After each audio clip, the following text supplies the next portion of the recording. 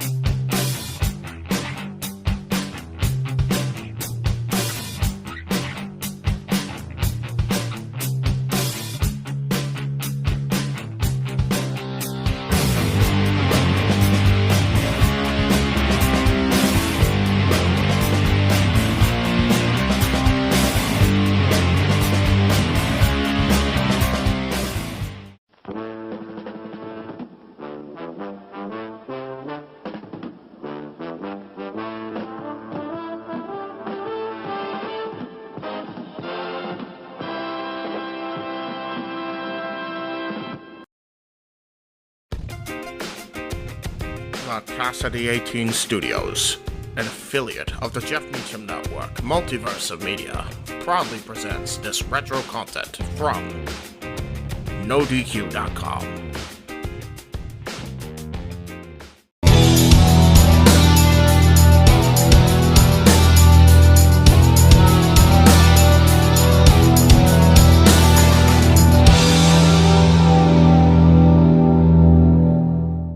Welcome, NoDQ Galaxy. We are back for the NoDQ review 25. 25 times I have done this. Aaron Rift has done this. And we are joined with a couple oldies but goodies. How's it going, TJS and It's certified Jeff? It's going well, man. How are you, Jeff? How are you? I'm doing good, guys. I'm excited to be on the NoDQ review with the boss man, Aaron Rift, and Mr. Virtue himself, and TJS, of course. Happy 4th of Good July, times, everyone. good times. Yeah, Now, you I see see- the shirt that Yes, happy Jeff 4th. wears, so- Happy 4th. So I see TJS. You are in a bunker that has its own bathroom. Of course, yes, underground right now. Just preparing for the zombie apocalypse. Should be any day now. Good times. Well, we have a jam-packed lineup like we always do for the No DQ review. But before I start, Aaron Rift, what's up, man? Weren't you going to make this all about infomercials for the 20% off on pro wrestling tees? Well, now that you mention it, NoDQ.com shirts. We have a bunch of shirts up there right now. Only 20% off. That's all I can offer you guys. 20% off. But hey, it's something. It's better than nothing. You could pick up a Big Jeffrey t-shirt, Big G. You could pick up a TJS t-shirt. We have a Stephen Osborne, Wizard of No DQ t-shirt. We have a Cindy t-shirt. We have a Kayfabe Candy Ass t-shirt. We even have that nice little patriotic red, white, and blue NoDQ.com t-shirt that Big G is wearing. So head over there, 20% off only. But hey, it's a nice little deal. That's 1/5 of the price reduced. Go check it out. NoDQ.com/shirts. Do it now. What's that code word? America? America. That's Yeah. All right. Well, where do I start? I wrote these in order, but it's like I thought I could segue into something more patriotic. But that's okay. We'll start with Elias. Aaron Rift, you and I were at Money in the Bank. We timed it. He had a match with Seth Rollins that went about 18 minutes from bell to bell.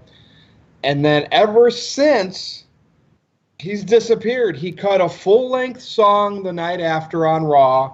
I believe the following week he wasn't even on, unless I missed it. And then this past week, he got showed up by the Riot Squad. I mean, that's the way I took it. So what does everybody think? Does Creative not have anything for Elias? Were they not happy with his match with Seth? Or is he in the doghouse maybe? Big G, Certified G. Jeff, I'm going to start with you. All right. So, in my opinion, at this moment, I don't think they have anything creatively for him.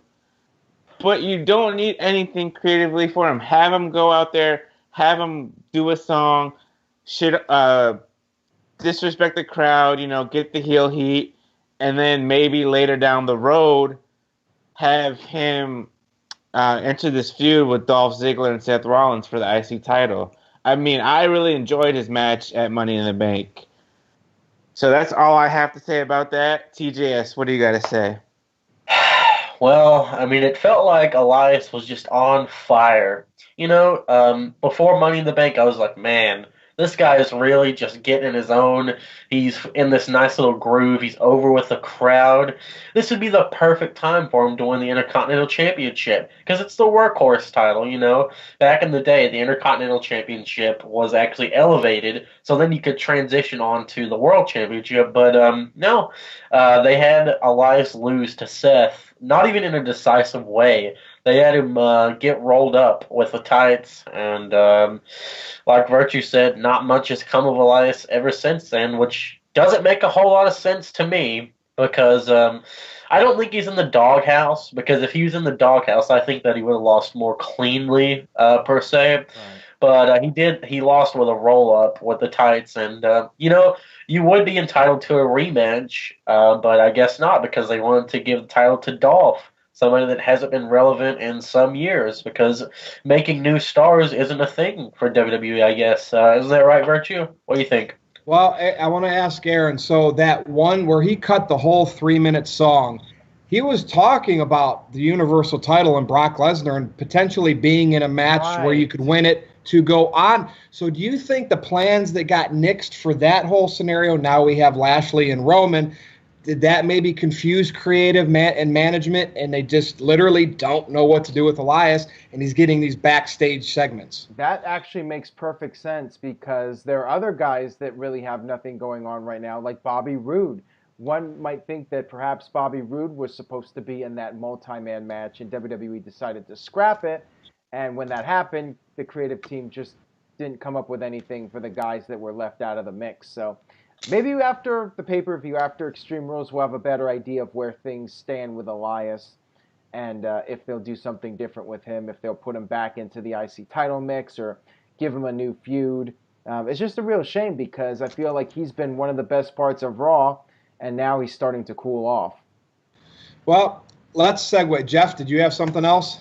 Yeah, just in general, I know these guys make tons and tons of money, but I feel bad for them because they're not able to do what they love to do. They just sit in the background, just sitting there collecting a paycheck, not going out there to show what they can do. Right. I think well, on television, but they do get to perform at house shows. A lot of the time, house shows, yeah. When we don't see people on television, they're out 20, 30 minutes in front of the crowd at house shows. Yeah. I want to segue that my next topic was, should John Cena be at SummerSlam? And I was remembering Elias and Cena looked to have potentially what could have been a great feud if Cena wasn't part-time and maybe involved with something else. So if Cena's at SummerSlam, or if he's not, should he be? And you just throw him in a main event match, or do you have him work with someone to elevate them, which is what I believe you should do. We're gonna just do the same thing throughout the show. I'm gonna start with you, Jeff, and then you'll pass it on to Tyler and then to Aaron. So thoughts on Cena and SummerSlam? Well, in my opinion, I don't think Cena should be at SummerSlam this year. He's been in the business for a long time now. Let the younger talent get their time in. He's out doing movies. He's got Transformers coming out November. He's got other projects going on, Tota Bellas, all that other good stuff. But if he did have a match at SummerSlam, I would like to see him against Elias because it looked like they were having a good feud and then it just kind of went away. TGS? Yeah, I agree with you there, Big G. I mean, that's the only thing that makes sense to me. We never got proper closure as far as that feud goes. But how would you even do that? Would you just have Cena come back and then just be like, Elias, I want to fight you because we didn't fight before? Or would you have Elias... TJS, I'm a moderator. That's what we do is we interrupt. What if they had a show in Massachusetts and Elias was cutting a promo against Boston, wherever? That would be a great time to bring Cena in. But I don't know what their schedule is. I don't know if they have a show up. Have him wear like a Yankees jersey or something and then trash the Red Sox and then have Cena come. That would be good. That would be something at least, instead of just having Cena show up and just be like, hey guys, me and Nikki broke up, but I'm still here. I'm going to work SummerSlam. I don't know. I don't really think Cena needs to be there because, people buy SummerSlam just for the name, just like for WrestleMania. And honestly, I don't think anyone really cares what John Cena is doing anymore because he has one foot out the door, basically. Aaron, what do you think? I think that he should only be there if there is something significant for him to do and something different. I've heard speculation, rumor, and innuendo, as they might say on the Bruce Pritchard show, that John Cena is going to maybe face The Undertaker again, which I'm not a fan of. I really don't have any interest personally in seeing that match again. Undertaker beat him. It was just a quick 4 or 5 minute match. I don't really have the desire to see that match again. However, if Cena was going to come back and maybe work a program with somebody he hasn't faced yet in a one-on-one match like Samoa Joe, then I might be interested in it if the end result is Joe getting elevated and being taken to the next level. So if it's somebody like Samoa Joe, then I would not be opposed to it. But otherwise, I say there's no need to bring him back unless you really have something different for him to do that he hasn't done before. Well, it's SummerSlam, and people are so sick of Roman, and they're not going to turn him heel. At this point, bring back John Cena and have him be the one that calls out Lesnar, because Lesnar's not wanting to work and defend his title, and just book it. I know we've seen it before. I know we had a squash match, so to speak, with all those suplexes at a past SummerSlam. But why would I suggest this? Just like if you would have Roman face Brock again, maybe that's a way to get the Universal title off Brock. Cena, now that would be breaking the record for Cena. That to me is weird because this Universal title to me is just not in the same class as the WWE title and also the WCW title, but whatever. But, say Cena broke the record and won it, or even if it was Roman, that's where Strowman cashes in, and the fans go home happy either way. So I think Cena should be at SummerSlam in some type of big match because it's John Cena. What if you just have Cena host SummerSlam? You know, that's really not a match or anything, but you just have him appear, just be like the host of SummerSlam, John Cena, kind of like New Day host of WrestleMania and The Rock host of WrestleMania. I mean, that would make SummerSlam feel like a bigger deal than what it already is if you have a big name hosting it. So you could. I mean, it's John Cena, and you don't want to waste his valuable years. I mean, he still can go. So again, the fans are so unhappy with the main event scene. If Vince likes going to as well, but it's not working with Roman, John Cena, right? He's the answer. Yeah. Speaking of Roman, this is an interesting topic by one of my arch rivals. He asked the question, why is Roman Reigns? Why has he never been on the cover? And if he has been, correct me. Why has he never been on the cover of WWE 2K games? Jeff. Oh, boy. So, let's see. We've had CM Punk on there. We've had The Rock. We've had Brock Lesnar. We've had Stone Cold, Steve Austin. We've had John Cena. And this year we have AJ Styles. So, why have they never put... Rollins? Did you say Rollins, too? Oh, yeah, Rollins, too. Yes, thank you. So, why have they never put Roman on 2K19? I think if they did, people wouldn't buy the video game whatsoever.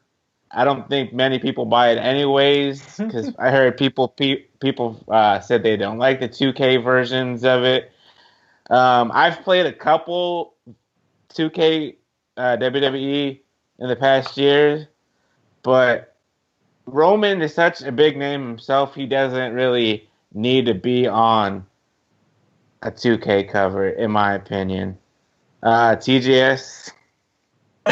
Well, I don't know. I don't really think that people pay attention to the cover star when they're buying the game because, you're buying that game because you buy it every year, which is what I do. And I play it, even though I don't really like it. It's just... Hey, TGS, Peyton Hillis of Cleveland Brown was on the cover of Madden once.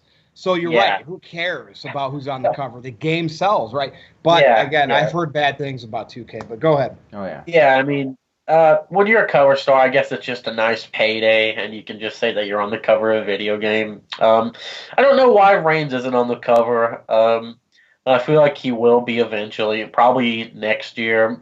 I just feel like it was time for AJ Styles to be on the cover since he's just been on fire since he came into WWE. And I mean, sure, there might be some online backlash for Roman being on the cover, but people are still going to buy it, I think. I don't know. The games are okay, and like I said, people don't buy it solely for who's on the cover. Aaron? Right, and I feel like it might make a slight difference, but do people really buy a video game based on who's on the cover? Would it really make that much of a difference? I think that WWE might not put him on the cover, like Big G said, because he just doesn't need to be on the cover, and I feel like the game is geared towards an adult audience, the audience that doesn't like Roman Reigns. So why even bother with it? It's not really necessary. Roman doesn't need it. Give the publicity to somebody who could benefit from it, somebody who might actually move a few more video games, somebody like an AJ Styles who appeals to the core audience that is buying that video game. So that's why I think it's the case. Virtue, your thoughts? You know, it's sad that you say that we think that it's geared towards an older audience. I mean, what's the demographic for WWE today? Isn't it like 40-something years old? Yeah, but I'm guessing it's like people in their, adult males in their 20s and early 30s. But it's a video game. It should be geared towards kids, and Roman should be on the cover. And I believe, for everything that you guys said, he's probably not because of the backlash from the Smarks and the Roman haters, so he's not... First of all, if this they're guy's a minority, headline... then do it. If they're a minority, just do it then. Well, hold on, I'm getting to my point. He's headlined 4 consecutive Manias. Now, everybody says it doesn't matter if he headlines 4 Manias and goes on last. Mania sells itself.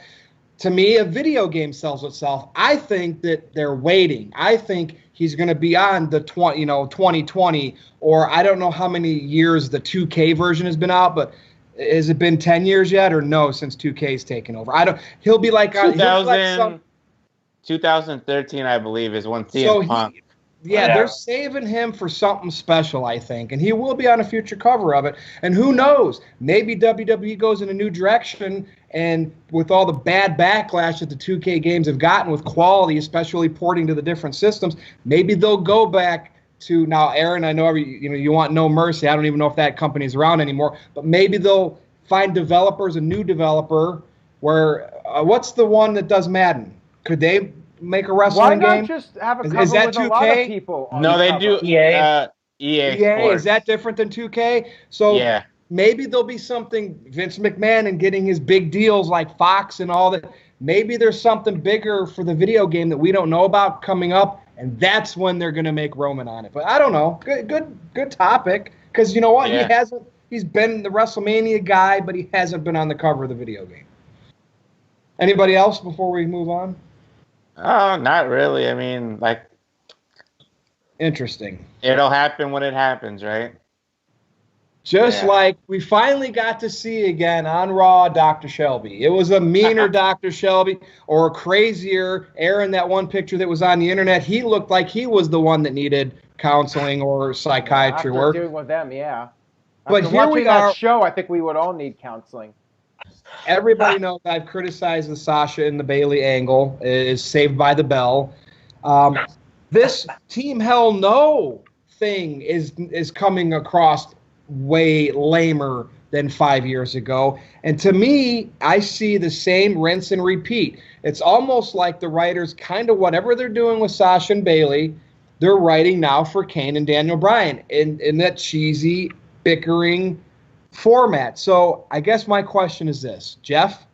Okay. Is Team Hell No coming across like Sasha and Bailey, or is it better? Or is it worse? And I know we only had a couple of weeks so far, but I am seeing a parallel. Copy and paste. What do you think? That's exactly what it is. Virtue. Copy and paste, rinse and repeat, whatever you want to call it. Now, don't get me wrong. The only thing that I enjoyed yesterday from this whole Bailey and Sasha was Dr. Shelby himself. I mean, the way he just came off, I was laughing my butt off. I don't know why. I just like that stupid comedy, I guess, if you want to call it that. Do you like the poo-poo comedy that Vince McMahon likes, where everybody's got to get covered in the toilet liquid? No. Now, as far as Team Hell No, like I said last week on our show, I'm kind of glad that they're back. You know, it's been about 5 years since we've seen them. But is it better or worse than Sasha? I think it's a little bit better than Sasha and Bailey, because we've seen it before. We know what to expect from them too. Sasha and Bailey, are they gonna team up and, as kayfabe Candy Ass said, team all hell no girl or something like that? I don't know. It's like I think in my opinion, it's better than Sasha and Bailey. Let me ask you.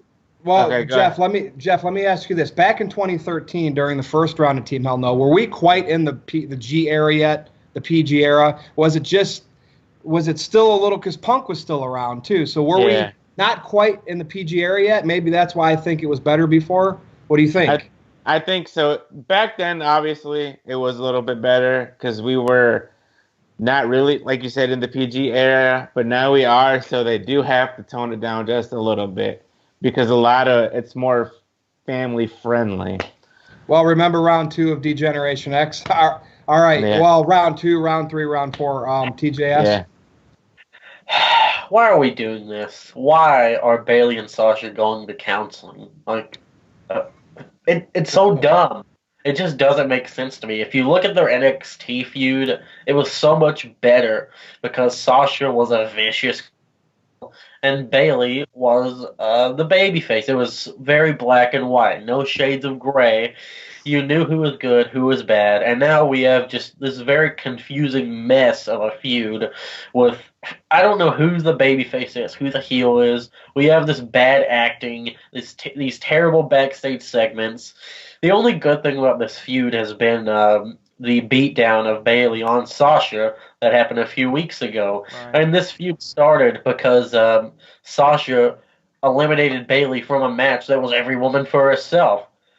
It just doesn't make sense to me. The Team Hell No stuff, I feel like it was original because it was the first time we'd seen like Kane in really that setting of counseling. And I actually was rewatching it, and it shows the clip of Kane in anger management, and he talks about because they say, "What makes you angry, Kane?" And then he's like, "Well, it started when I was trapped in my basement from my parents, and I suffered like severe psychiatric disorders. I set my brother on fire several times, buried him alive, trapped my father in a meat." He goes over all of his history, and I just thought that was funny because everyone was just looking at him like, "Oh." And I don't know. I felt like it was funnier back then. And of course, what WWE does is they make something funny, and then they think it's cool, so they keep pushing it till it's not funny anymore, which is what they're doing right now with the whole Bailey Sasha thing. They're trying to get them over like they did Team Hell No. And I think they've gone about this feud completely wrong. I think that they should have built up to a split and then actually split them, not do this whole stupid counseling angle. I hate it. Aaron? Yeah, basically Now, Aaron, they've turned it I have into a comedy. I have a question for you. So the first round of Team Hell No, Brian wasn't a main eventer yet, right? I mean, Right. he dabbled into the world title thing and got beat by Sheamus in 18, however many seconds. Yeah. Jeff, Greg, oh wait, they're not here this week. Oh. Is this time maybe if I'm affected by not liking this because I think Brian should be instant since he came back.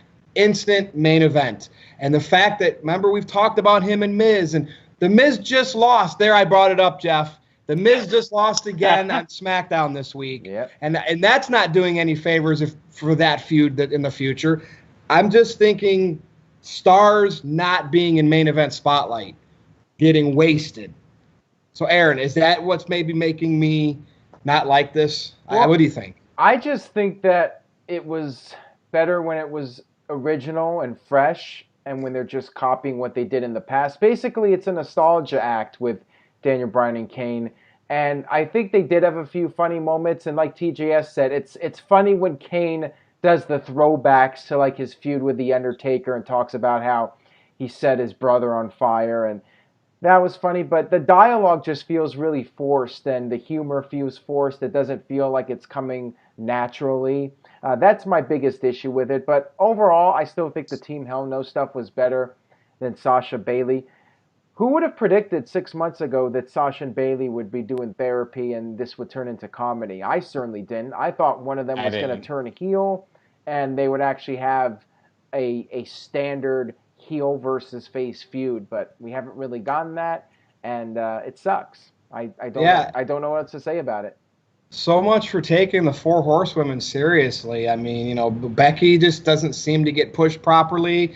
Now Sasha and Bailey are fighting like high school, girls. Yeah. And Charlotte, she's been obviously the biggest star out of the four, but even her, she lost to Carmella, and she's kind of not been around since. Well, she had her breast implant surgery. Yeah, well, but I remember in the day you could still do pre-tapes and keep the characters on TV while they were out doing stuff like that. But let's not be creative. Yeah, but it's 2018. I mean, they don't have the time to do it. They don't even have time for Naomi or Lana or any of the other women that are actually able to go out there. They're lazy, Aaron. You know that. I know you're being sarcastic. It's just they're lazy. Let's get to the next town and do the next thing. I mean, yeah, if it was your boy Vince Russo, they'd find something to do for everybody. I mean, it's TJF. I was going to say I smell a 3-hour show coming on Fox. Well, Just have people are telling me that Fox has strict guidelines with that, and they have their news right afterwards, so it would be really difficult for them to change the time slot around. But, I mean, I would say anything's possible, because if Fox feels there's more money to make with a third hour, then there's going to be a third hour, and they'll somehow make it work. But they could start it earlier or something. They'll figure it out. Yeah. We'll see what happens with that. Alrighty, well, it's not time for the main event yet, which I think everyone's going to enjoy that. But let's talk about this topic. Jeff, we have Impact Wrestling, used to be known as TNA. Okay. We have NWA, Billy Corgan trying to do a more old school approach to wrestling. Yeah. We have Ring of Honor / New Japan because a lot of the guys cross over. You were just recently at a Ring of Honor event, and Aaron, you're going to a New Japan event. So Yes, sir. perfect timing. We have Lucha Underground, which to me doesn't come across like a wrestling promotion. It's just more like a TV show. Still have to catch up on it, by the way. Aaron, out in California, you've been to PWG. Yeah. We have AIW here in Cleveland. And is this the growth of the indie revolution? I just feel like so many fans are saying this indie promotion's good, this one's great, this one's good. Are all these are these becoming like territories now, like we used to have back in the day? And instead of going to WWE, they're going to WWE, but in a different way. NXT is now the big stage for these indie workers, because the reason why I say that is, sure, you go to NXT, you develop, you work, but then when you get pushed to the main roster, you disappear. So the pay is there. Bobby Roode's loving his paycheck. Nakamura's probably loving his paycheck. But if they look at themselves of the quality of what they're giving the fans, they have to know we were doing better in NXT. So, Jeff, what's your thoughts on the indie revolution? It's not the women's revolution. It's the indie revolution. I agree with you. Well, for one, I don't watch Impact Wrestling whatsoever. You might have to start watching it. Lucha Underground, I don't watch either. PWG, that's just in California. We in Maryland, we have MCW Pro Wrestling. So I go to those shows every time they come around my area.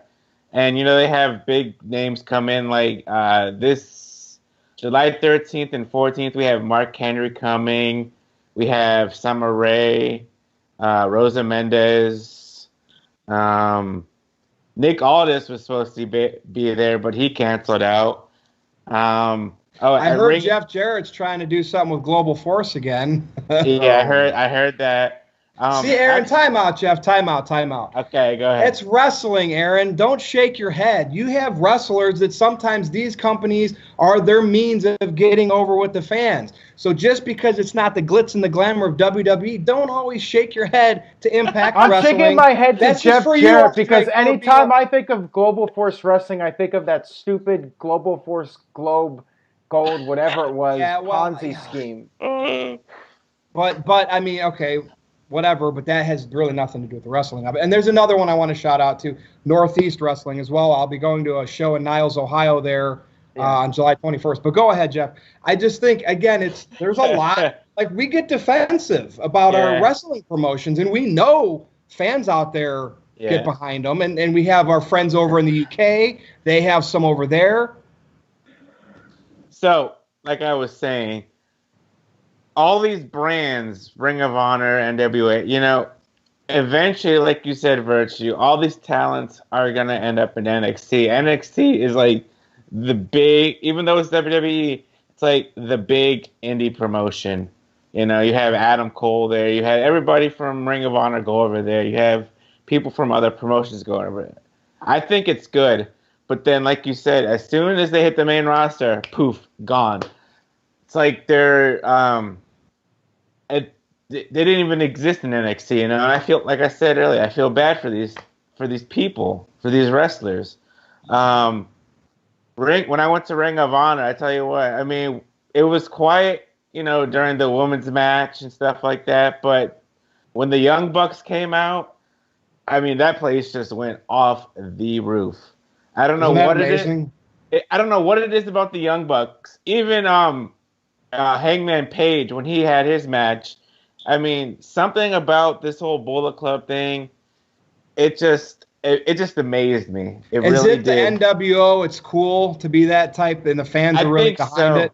I think so, because even Cody and Marty Scurll, when they came out for their main event against Dalton Castle, big pops, man. I don't know what it is. Maybe obviously the Bullet Club is this generation's NWO, but it's never going to be like the NWO, if you get what I'm saying. By the way, is that how you pronounce his name, Marty Squirrel?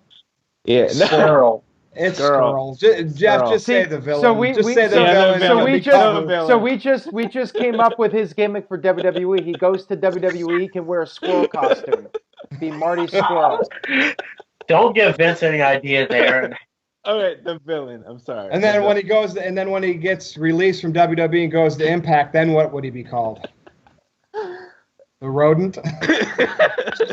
Rodent, Robbie Rodent, or something like that. But we can make fun of all this and stuff. At the end of the day, they're really out there to entertain us. And Maybe he could TJ, maybe he could be Squirrely Janetti or something. Look at Aaron. He's really. We'll go to Aaron last on this. TJS, the Indie Revolution. What do you think?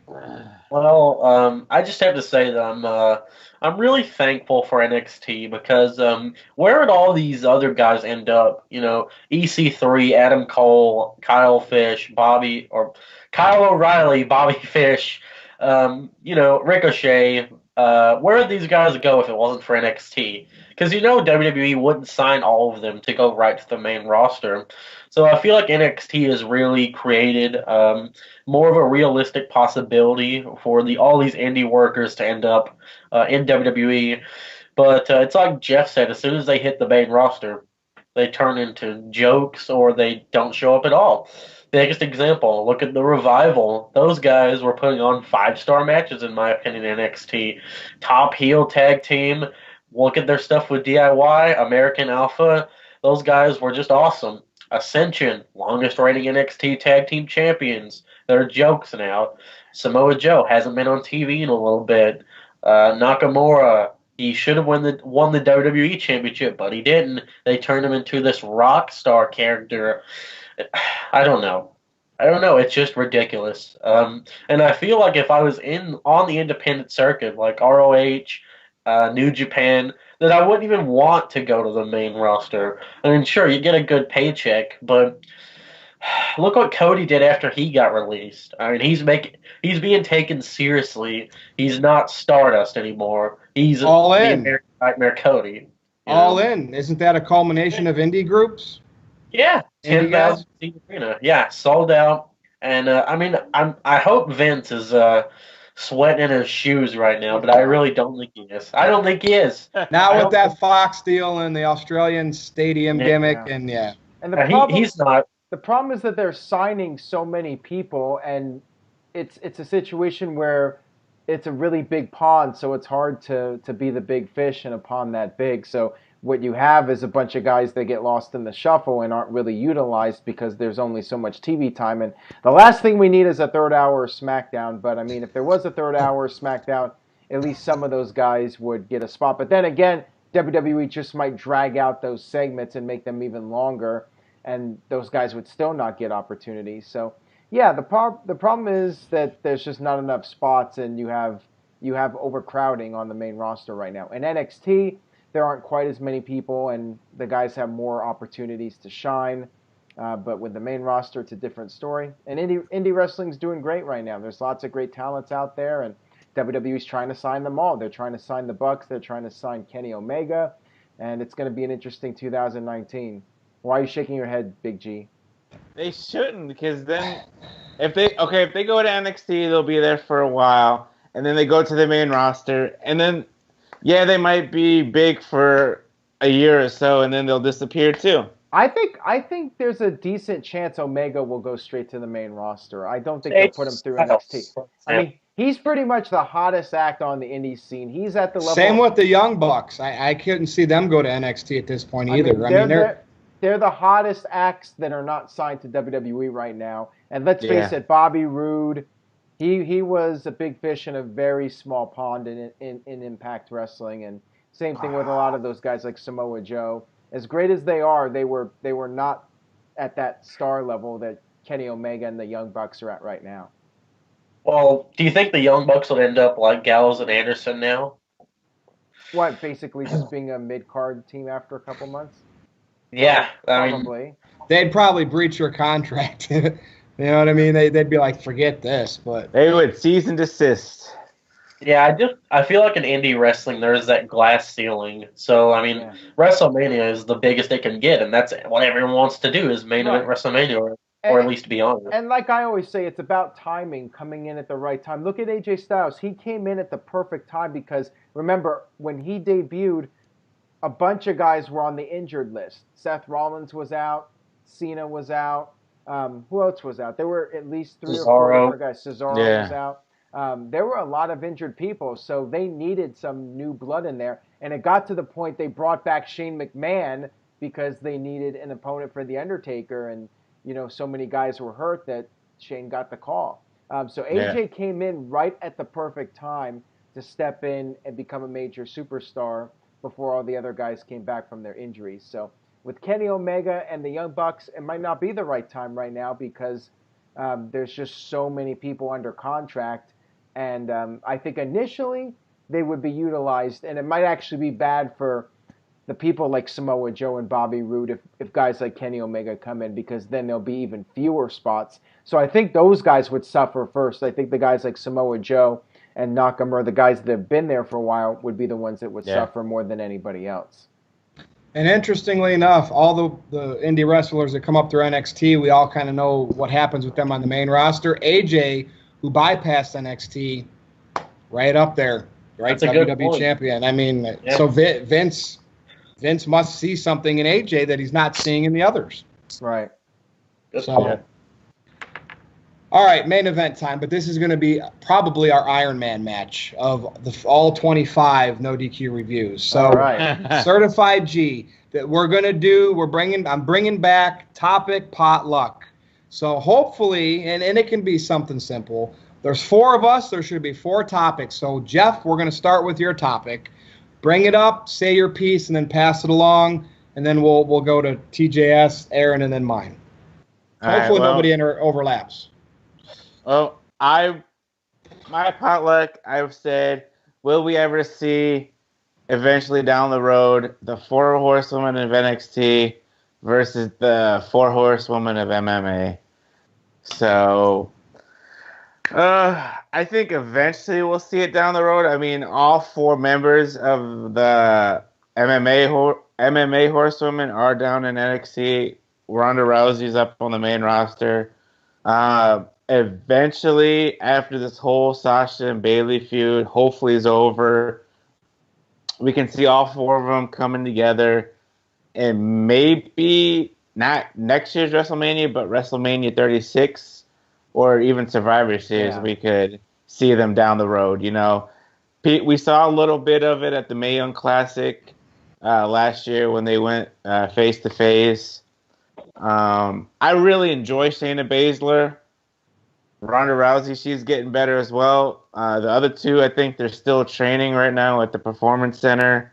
And, I mean, all the 4 horsewomen of NXT, they all have been doing pretty good, yet this whole Sasha and Bayley feud just needs to end already. That's what I think. TGS, what do you think about this? I think that if we see it, it's going to be a while, because we saw how long it took for Ronda Rousey to have her first match. I mean, she debuted at Rumble and then didn't have her match until WrestleMania. So, and she only has she's only had 2 matches. Yeah. And now she's on this suspension thing. And I'm not sure if we'll see that or not. I feel like since Sasha and Bayley are split, then it wouldn't really make sense to do it.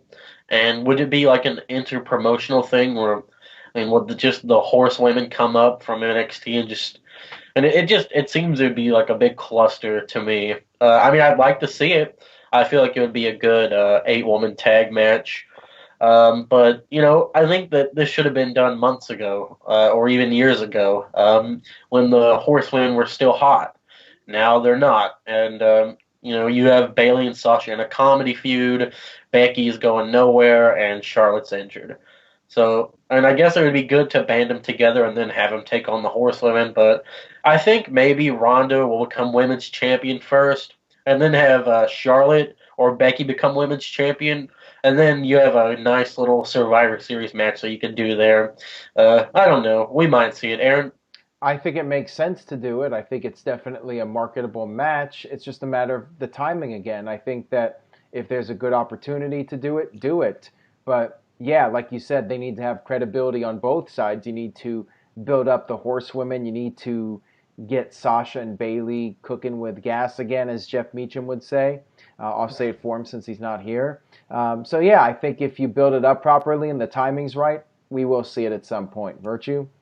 I don't think we're going to see it anytime soon because to me, the only logical way that would make sense, that would make this mean something, and it's not going to be this year at the No DQ meetup, it would be next year at the earliest, the Survivor Series.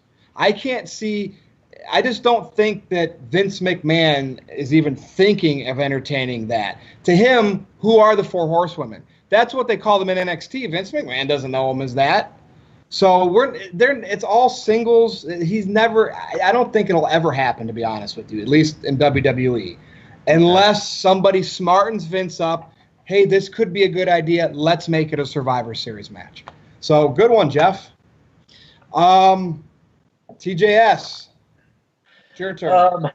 Guys, what's going on with Kevin Owens? I need to know. This guy was Universal Champion just not that long ago, and then he's been quite relevant. He had this feud with Jericho, awesome stuff. He had the feud with Shane, awesome stuff. Had the feud with AJ, pretty good stuff. I mean, this guy he was great, and even when he was losing, he was still looking like a monster. He beat down Vince McMahon, headbutted him, cut him open, powerbombed Shane McMahon on the apron. He was doing great for himself. And now, what are we relegated to? Kevin Owens in a porta potty.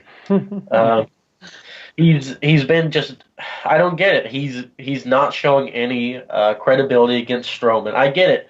You want to make Braun Strowman look strong, but he has the Money in the Bank briefcase. So how strong does he really need to be? I don't get it.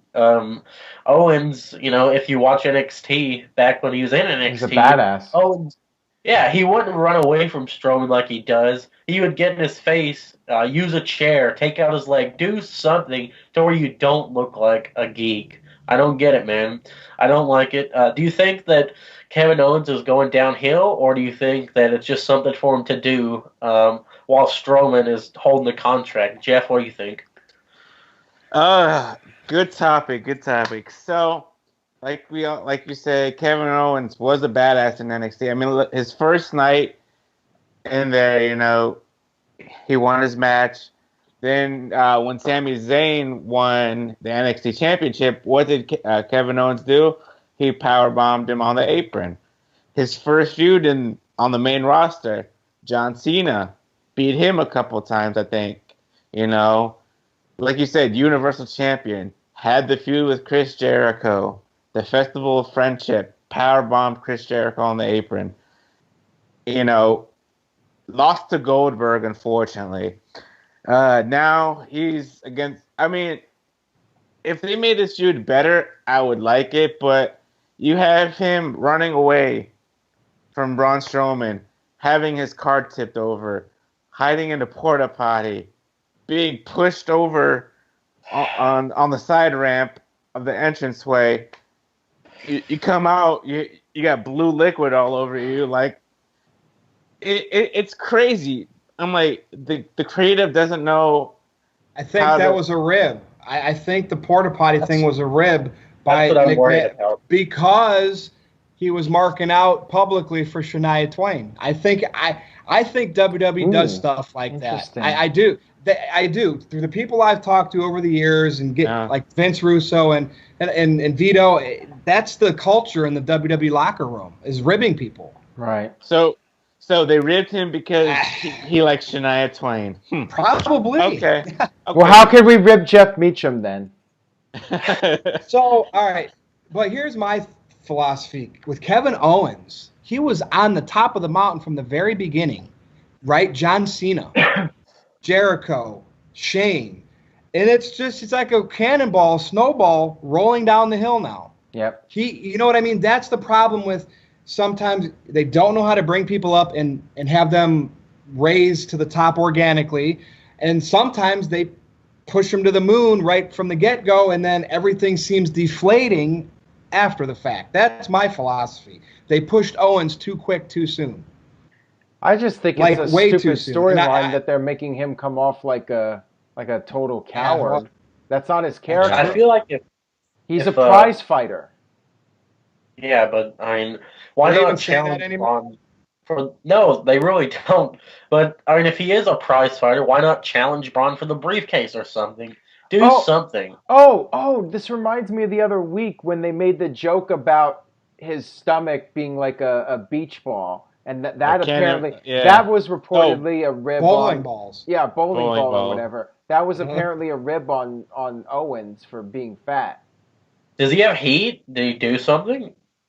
Vince might just have an issue with him being overweight, or maybe Vince has an issue with like Virtue said, with him marking out for Shania Twain and being a fanboy when he's supposed to be this larger than life superstar. He shouldn't be there marking out to somebody. It makes him come off like a fan instead of a major celebrity. So I kind of get that. They mentioned Shania Twain on the show, which is interesting, in a backstage segment with Kurt. Did you guys catch that? Yeah, Yeah, he offered Kurt Shania Twain tickets. So maybe they are just making Owens look like a total geek. I feel like if Zayn was still around, it would help him. Yeah, I mean, it's burying the guy. Like the comment about the bowling ball under his shirt. I mean, what was the point of that? It really just felt like it was designed to make Owens look bad and make fun of him for being fat. I can see the thumbnail for this video. Aaron's going to have Owens and Shania Twain now. Anyway. Kevin Owens, Shania Twain love connection, ? I can make that the clickbait headline for this video. So did you get enough input there, TJS, for that? I mean, that was a good topic. That was. I think I'm good. Just two for two. 2 for 2 on good topics. Aaron Rift. I'll probably ruin it, but we were talking earlier about this, and I'm not sure if we've really addressed it much on this video, but Virtue, I think we were talking about it. I think you were in the conversation about Sami Zayn and the fact that he got injured and he's off television now. Is this a good thing for him or not? And I think we were talking about the idea that, yes, he is avoiding the bad booking, and one might say that the booking with Bobby Lashley really hurt him, but at the same time, he's missing out on the big paydays. So is it a good thing for him or not that he's taking time off right now and he's going to be gone for 6 months? You could argue, well, when he comes back, he'll be a fresh face again and he'll be able to start fresh and people will forget about all the Bobby Lashley stuff. So is it a good thing for him or not? Big G, your thoughts on it? I think it is. You know, this Bobby Lashley thing was just completely horrible. I mean, before that, he was teaming up with Kevin Owens for the longest time, which was really good. I enjoyed it. I can't remember any of his other feuds. My God, there's so many feuds going on. You just can't really remember who's with who. But I think it's good. Like you said, he'll come back fresh, giving something new to do, just like Dean Ambrose, you know. Hopefully Ambrose will come back as a heel. You know, he needs something new. Right. Other than that, I mean, there's nothing else to say. TJS? I don't think that Sami Zayn really needs a reboot. I think that he was really getting in his own with the heel character. I really liked what he was doing. And, I mean, he had 2 torn rotator cuffs, which my girlfriend's a nurse. She told me, like, whenever there's injuries, I just ask her about them, and she tells me how terrible they are or whatever. But, I mean, if he was working with it, then it couldn't have been that bad. He was working in the feud with Lashley, and I kind of feel like he wouldn't have even been in the Lashley feud if he wasn't going to be written off. Because I kind of feel like him and Owens should have been tag champions while they were together. Hopefully, he comes back at a good time, and maybe he'll interfere in another one of Owens' matches, and they can, you know, Owens will be world champion or something when he interferes. I don't know. But they were red hot on SmackDown, and it just sucks that he's injured. But, you know, like you guys said, maybe he'll come back. Hopefully he comes back as a heel still. His heel character is much better than his babyface one. So, I mean, I'm hoping that they come back, or that he comes back and he still owns his buddy, and then the 2 of them can go back on top of the mountain instead of being complete jokes. Aaron? Well, I think who's going now? Well, Oh, I thought you what? it's- Didn't you started it, Aaron? Didn't you? Yeah, Yeah. it's Virtue. I'm sorry. Oh, I thought go you said ahead, my Aaron. name. I was confused. I thought he said my name. He did, but then you started talking like you didn't go yet. So do you have more to say? Share with us. I just feel it has its pros and cons, of course. I think financially it's not the best thing for him, but creatively it might be good for him to take some time off and, come back fresh. Look at Chris Jericho. Chris Jericho takes time off, and when he comes back, he's a fresh face again. So maybe it's a blessing in disguise for him. But Virtue, I know you talked about it on Twitter a little bit, so give us your thoughts. Well, remember when wrestlers got hurt, they wanted to work hurt or come back because it was they didn't want to lose their momentum. Lose Stone their Cold spot. Steve Austin, and now today, Dean Ambrose out for months, Sami Zayn out for months, and it's almost like these guys are on the road so much getting beat up. Remember, it's not all about what we see on TV or what we don't see on TV. Yeah. They do dark matches, house shows, so. Again, we've always said it's a blessing in disguise because you can only hope when you come back that it is refreshed and the fans that haven't seen you for a while are excited to see you again. But it does suck, Aaron. I mentioned this in the chat on your No DQ Live. It's going to cost Sammy a little bit of money because you have to do your appearances to get more money out of your contract. So that part sucks. But, it is what it is. And with Dean Ambrose, we'll see him back soon. So maybe we can use him as an example. And then down the road, Sami Zayn, and we can revisit this down the road.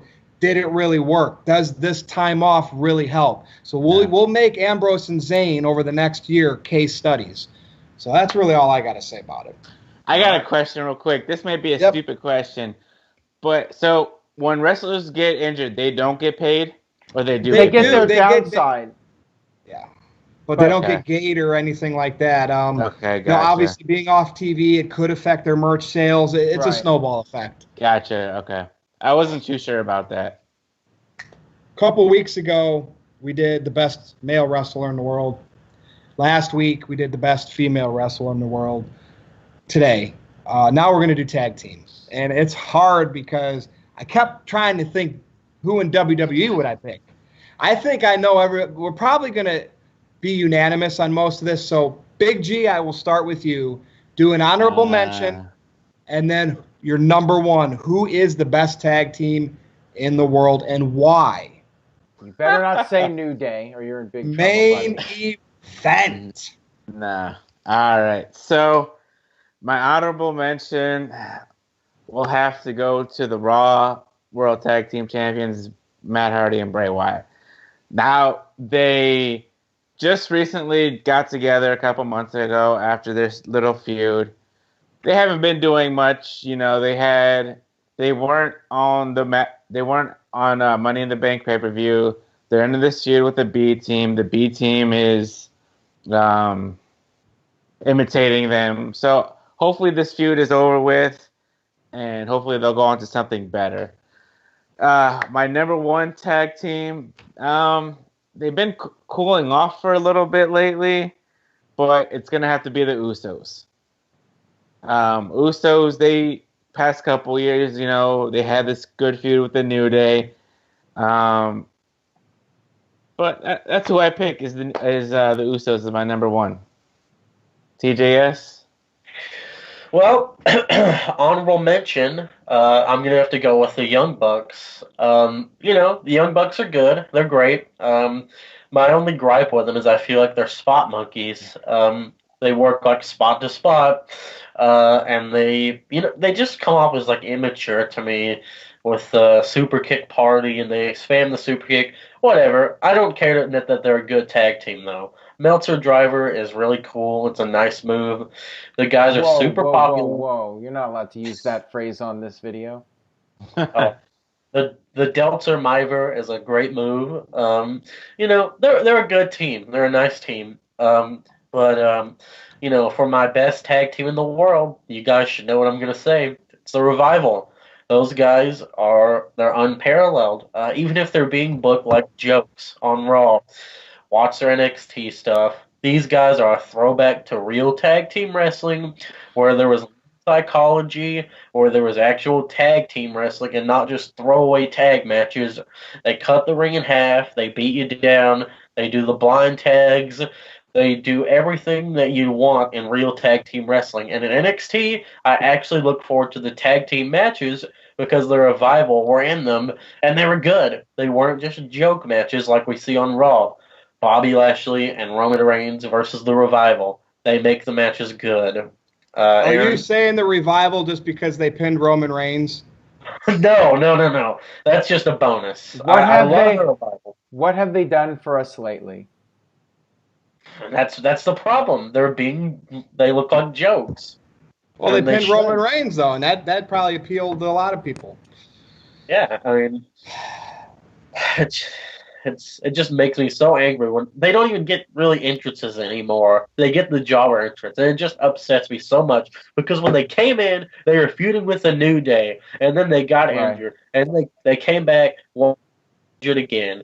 It's ridiculous. The guys debuted. They got a huge pop the night after WrestleMania, destroyed the New Day ice cream cart, beat them 2 times, and now they're jokes. Well, the word of today's No DQ review is momentum.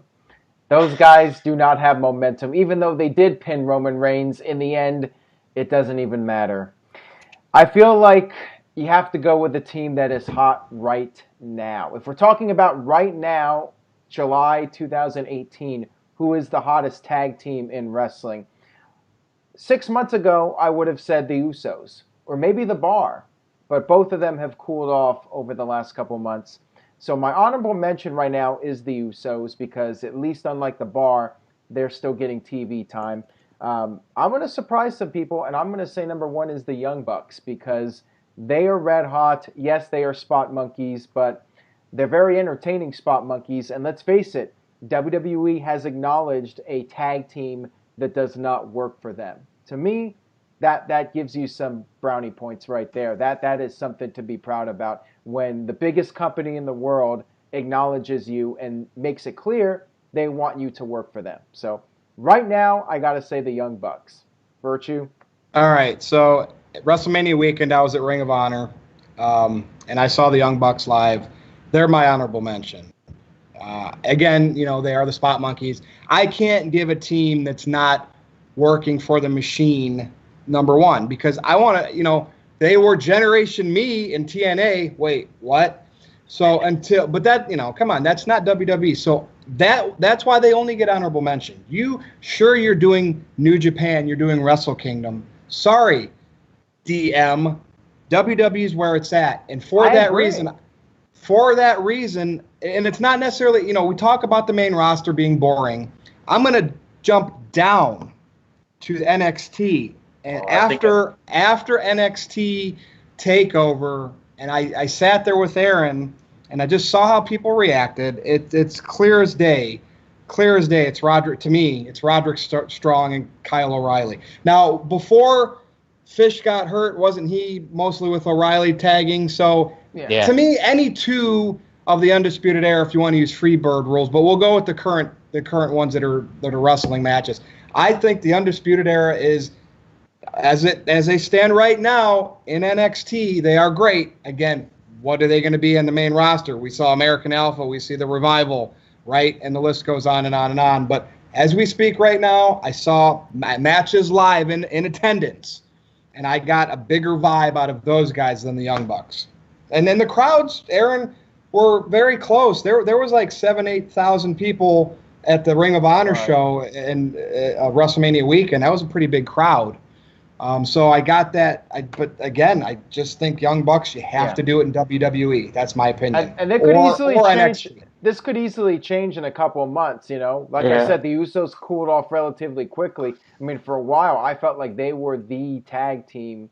They were just on fire. And, a couple of months from now, things could definitely change. So, we'll have to see how things go and see who wins the 2018 No DQ Tag Team of the Year award. Could go in any number of directions. But I think the problem right now is with WWE, there's just a lack of real serious momentum. There's no one tag team that truly stands out as far as I'm concerned.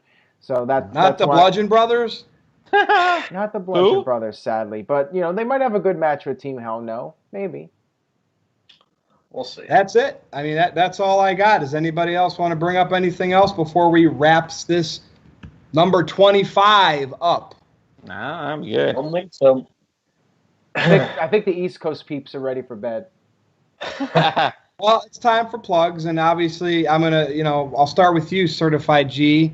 What's your official new name now? Big Just G. Jeff? Big G or Certified G? What are we gonna go with? Make a decision right The now in front T-shirt of is the Big NoDQ G. Galaxy. The T-shirt says All right, Big G. Big G. It's Big G. So now he's got to go back on his Twitter and change that. All right, do your plugs, man. All right, well, you guys can follow me at NoDQ.com/Jeff. That'll take you to my Twitter page. I'm on Instagram as well, Facebook. Go to NoDQ.com/shirts. Get the Big G shirt. That's it for me. TJS. You guys, you know what I'm going to say. NoDQ.com/shirts. We got a very nice selection. You see the patriotic shirt that Big G's he's wearing right there. Red, white, and blue. NoDQ.com. Support America. Support NoDQ.com. NoDQ beach ball in the background there of Aaron. There's a nice little deal going. If there still is that deal, the shirt, or not the shirt, the beanie, the beach ball, and the NoDQ championship bracelet. Is that still going? $30? I have a couple left, but I think I'm saving them for New Japan if anybody wants one, and also Survivor Series. I'm trying to save a few. I might have to just order more, but yeah, most likely I'll have to order more. Okay, so that deal might come back. We don't know. Check with me. Email me and check with me. Check with Aaron, and like I said, NoDQ.com/shirts. We got the Virtues Rage. We got the Big G. We have the NoDQ. Great NoDQ debate shirt is now up. There's a NoDQ review design. There is a TJS design, of course, and you can follow me on Twitter at NoDQ_TJS. You can type in NoDQ.com/TJS. It'll take you to my Facebook page. Feel free to add me. It's been a good show, guys. Virtue, you want to get those plugs? Well, I always close the show. So, Aaron, anything else, or did everyone cover it? They covered it very nicely. NoDQ.com/shirts. Pick up the shirts. Buy a shirt, as the Giant might say in that infamous NWO promo. That's all I got. All right. Well, follow me on Twitter at NoDQ_Virtue. Also, NoDQ.com/Virtue will take you to my Facebook page. I am going to have Aaron Rift retire my Virtues Rage shirt on October 30th, my birthday. That will officially get pulled off of the Pro Wrestling Tees. That means you have to get one between now and then maybe we'll have something new after that. And I like to do a little gimmick like that because it puts the clock, the Jericho countdown. And Aaron, I have a feeling, I'm hoping, I'm keeping my fingers crossed. I'm really looking forward to my birthday this year in October. I know I'm not going to be at the NoDQ meetup at Survivor Series in November, but I just think NoDQ is just going to get even better. Just even better. It's already great, but it's going to get even better by that time. So, I hope so. And we appreciate the whole NoDQ Galaxy leaving comments, leaving thumbs up, and for those of you that watch and leave a thumbs down, thank you. So, for Aaron Rift, for TJS, and for Big G, I am Virtue. We'll see you next week.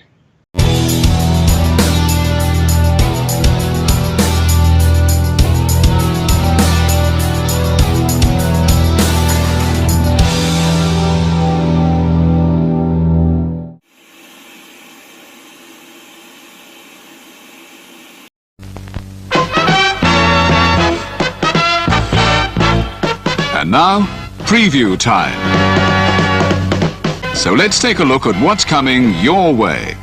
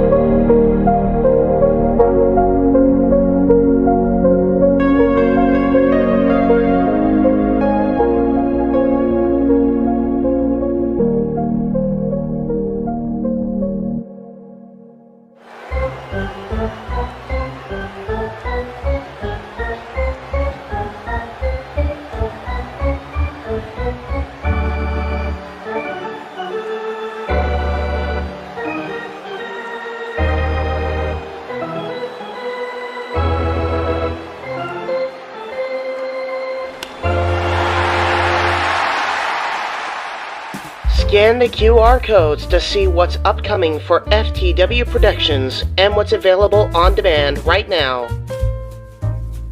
Owen the Talkinator Studios series premiere of Owen and AJ Talks.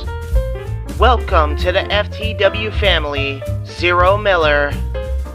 Shared experiences re-airing on the new FTW main hub. All Retro Wrestling Review Series videos on demand and upcoming. The Wrestling Rundown and ATW View crossover available now on demand. Fantasy Booking Series video, If Goldberg Stayed in WWE in 2004. Pride CAW Supercard by Zero Entertainment, available now on demand. All of A Simple Man's Brand Simply Predicting panels. Simple Bracketology season premiere covering the G1 Climax 33. AEW Spark, WWE Aftershock, every show week by week. Indy Force episode 27, available now on demand. Jeff Meacham Network, all watch-along events. AEW Double or Nothing Go Home Week, Dynamite and Rampage watch parties. A Simple Take, WWE Simple Takes featuring Casa D18 Studios. Super Mario Bros. Z voice acting, episode 3 coming soon. La Strada 1954 watch-along, available on demand. WYW Intro and Immortal Stream. Wrestling with Idiocy Episode 8, Fast Food and Restaurants discussion. Plugs have concluded. On to the video.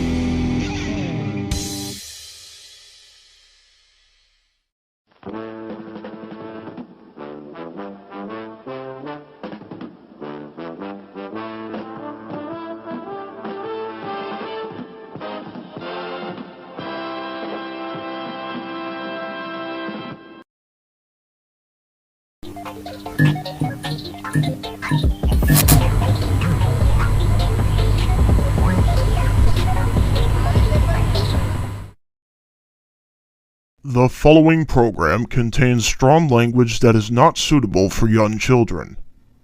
Viewer discretion is advised. In 2019, Michael X won the Wrestling Rundown Championship, taking the world by storm. But then, the virus attacked.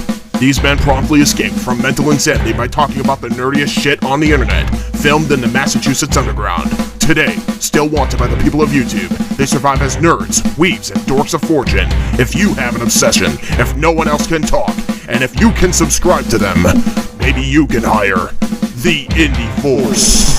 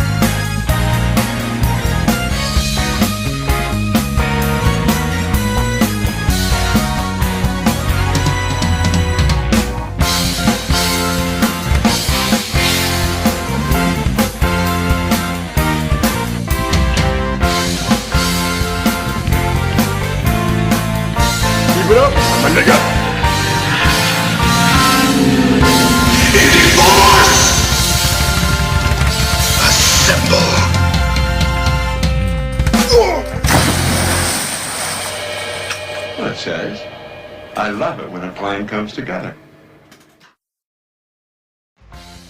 Ladies and gentlemen, boys and girls, children of all ages, welcome to an Indy Force Extra podcast for nerds, weebs, and dorks of fortune. We're actually going to talk about something a little bit serious, but obviously before we do, I want to obviously address why I'm all of a sudden back. I think a couple weeks sooner than 3 weeks sooner than I was originally going to be. Basically, you remember that idea I had where I was like, maybe I should just take a break from hosting? That was a stupid idea. Basically. There's no other thing to talk about there. So I'm back. There you go. We're gonna truckle on here and just do some good stuff. And by the way, we are, however, sticking to the bi-weekly thing we did mention in the last Indy Force you did with us. that is going to be bi-weekly going from this point forward. Now, obviously, before I continue, Nikos. Oh, my! Fuck up. Oh. Wake up. I can see him corpsing.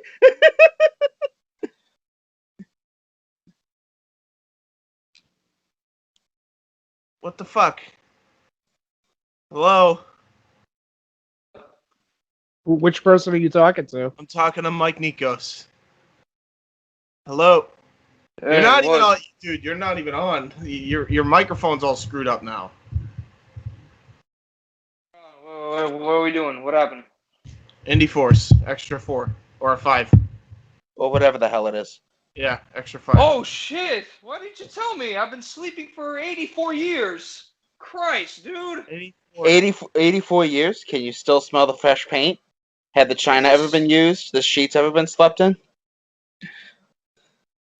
Years. What happened? Why did we go off?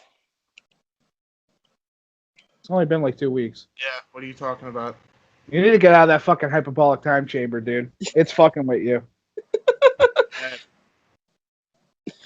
Okay, anyway, let's get started with the shit, because I want to get this done. Honestly, we're probably only going to spend an hour on this fucking douchebag.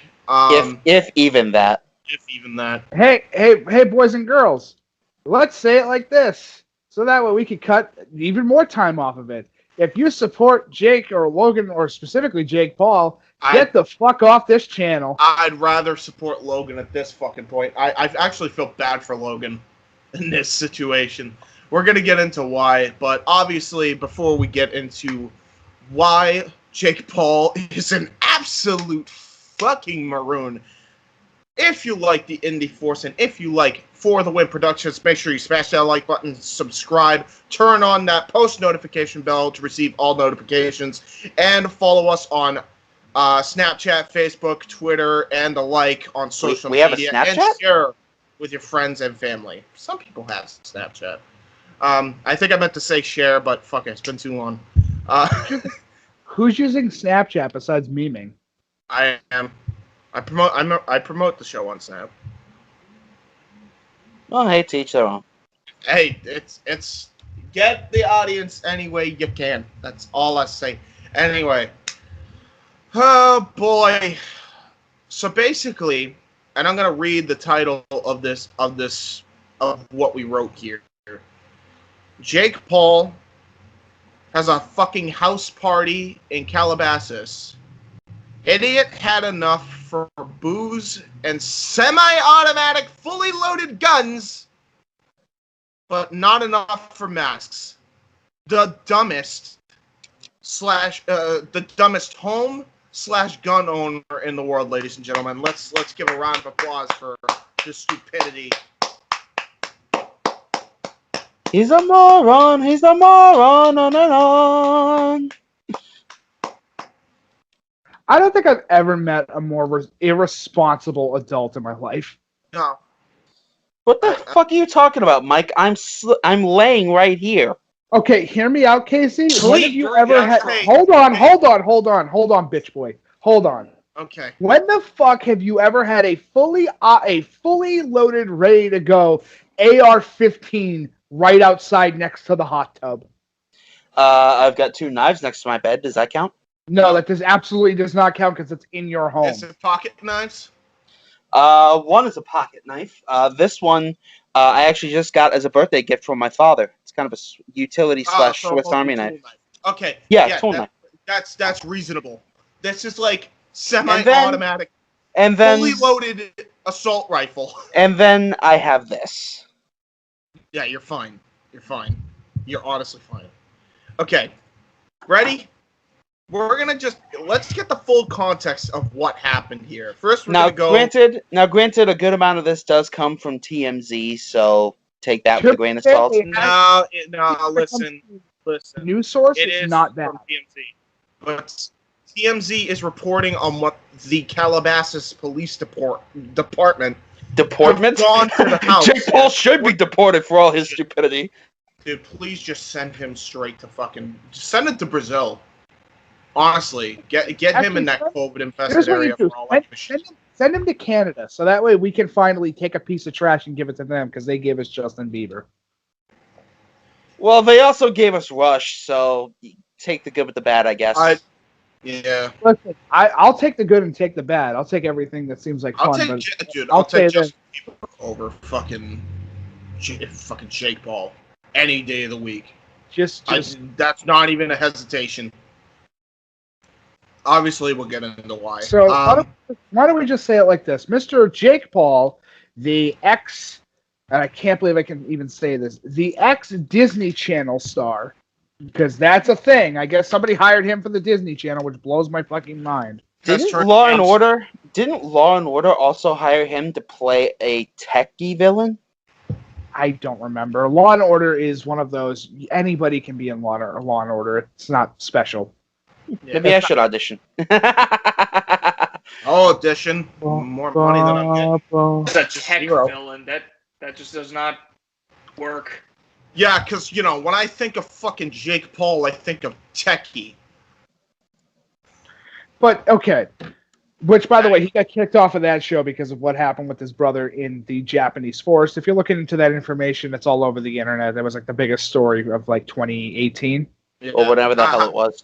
How sad is it that Logan Paul has made a better comeback and actually made himself into a decent human being after that than fucking Jake Paul?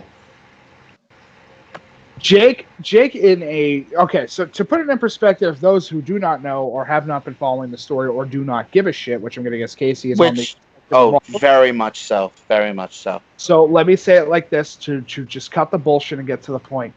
Jake Paul, YouTube star, yada, yada, yada, fucking insert title that he really feels more comfortable with, bullshit here, was found in his, or should I say, was not found in his home, but instead was raided by the FBI. The FBI had a warrant to search his premises, and they discovered from what I've been able to ascertain, 10 to 11 firearms that were unchecked, which means they were not locked away. They were out in the open for anybody to grab. And as I gave James the example, what if some kid, because remember, this is California we're talking about here. Where everybody's got guns. Yeah. What if some random kid was walking by and saw his guns? Crip, blood, doesn't matter. Doesn't matter. Any gang member could have just walked into his fucking house then and taken any of his guns. Just to put in perspective the dumb shit that this guy did, let's watch this little video from our boy Scarce to get the full... Shout-outs to him. Yeah, obviously.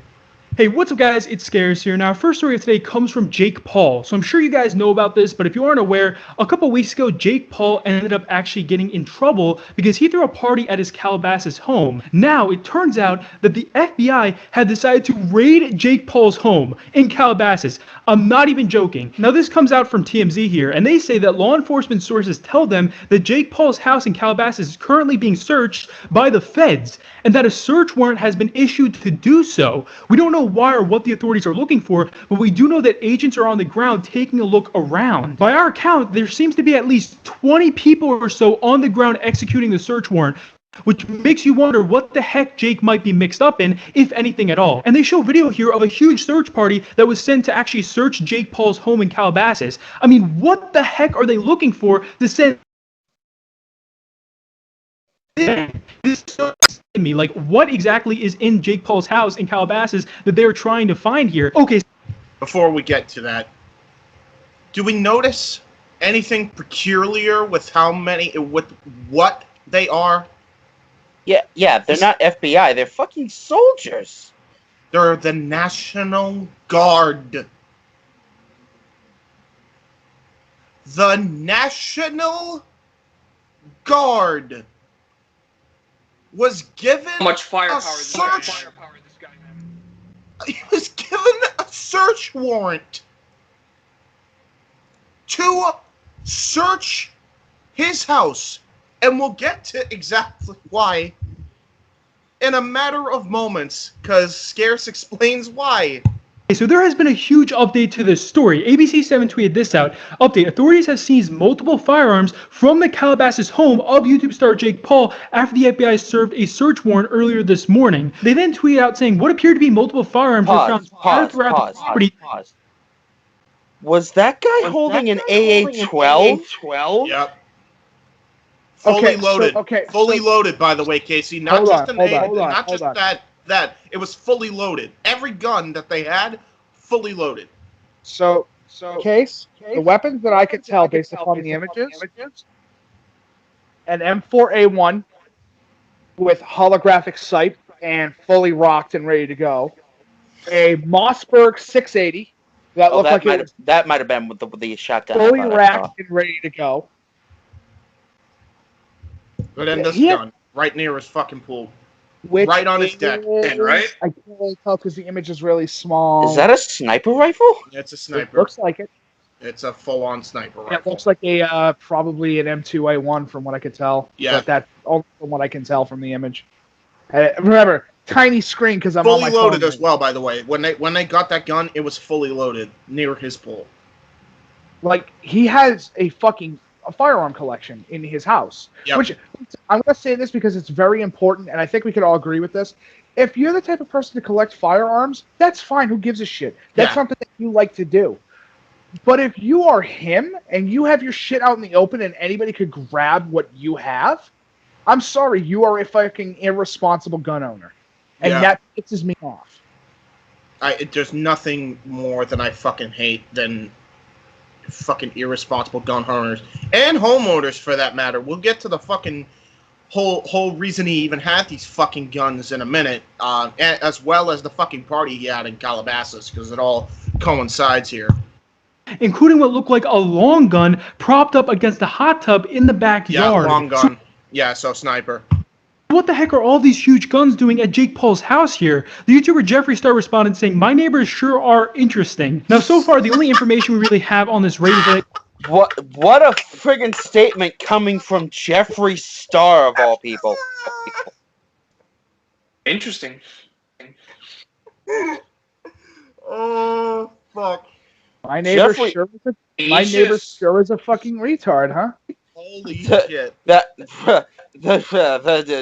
Jeffree Star doesn't have much moral high ground there, from what I'm told. Oh, agree. Yeah, but he's also he's also not an irresponsible gun and homeowner, to be perfectly fucking honest. I don't like the guy either, to be fucking honest, but still. Like, Casey, I could understand if they said, we went into his home and we found that his pistol that was originally in his safe was out in the open, but that's the only thing that we could find. These are semi-automatic. James, Nikos, do you still have the image, or James, did I send it to you? Yeah.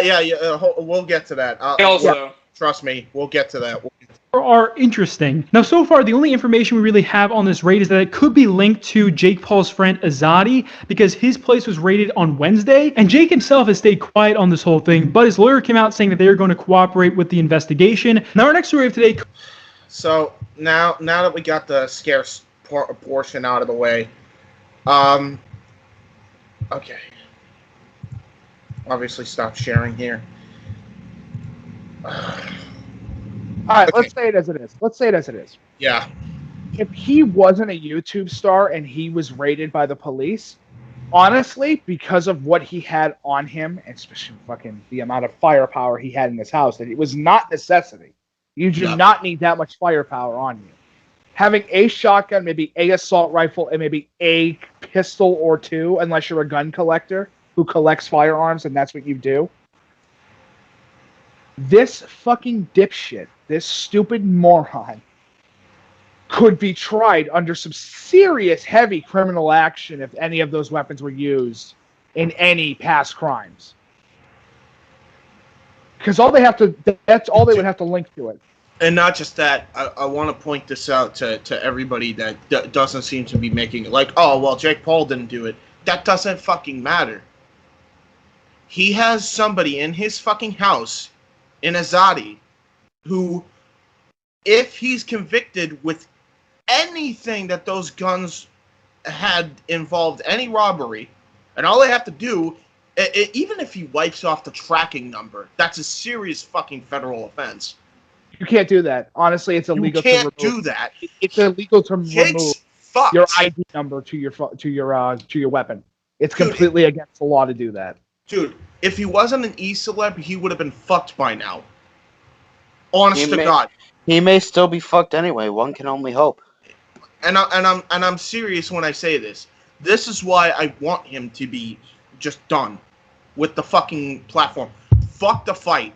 I'm telling. I know. I'm actually gonna send this. I'm gonna clip this and fucking send this to KSI. Do not fucking do this fight. You can't trust this fucking dude now. Cancel Jake. No, Cancel no.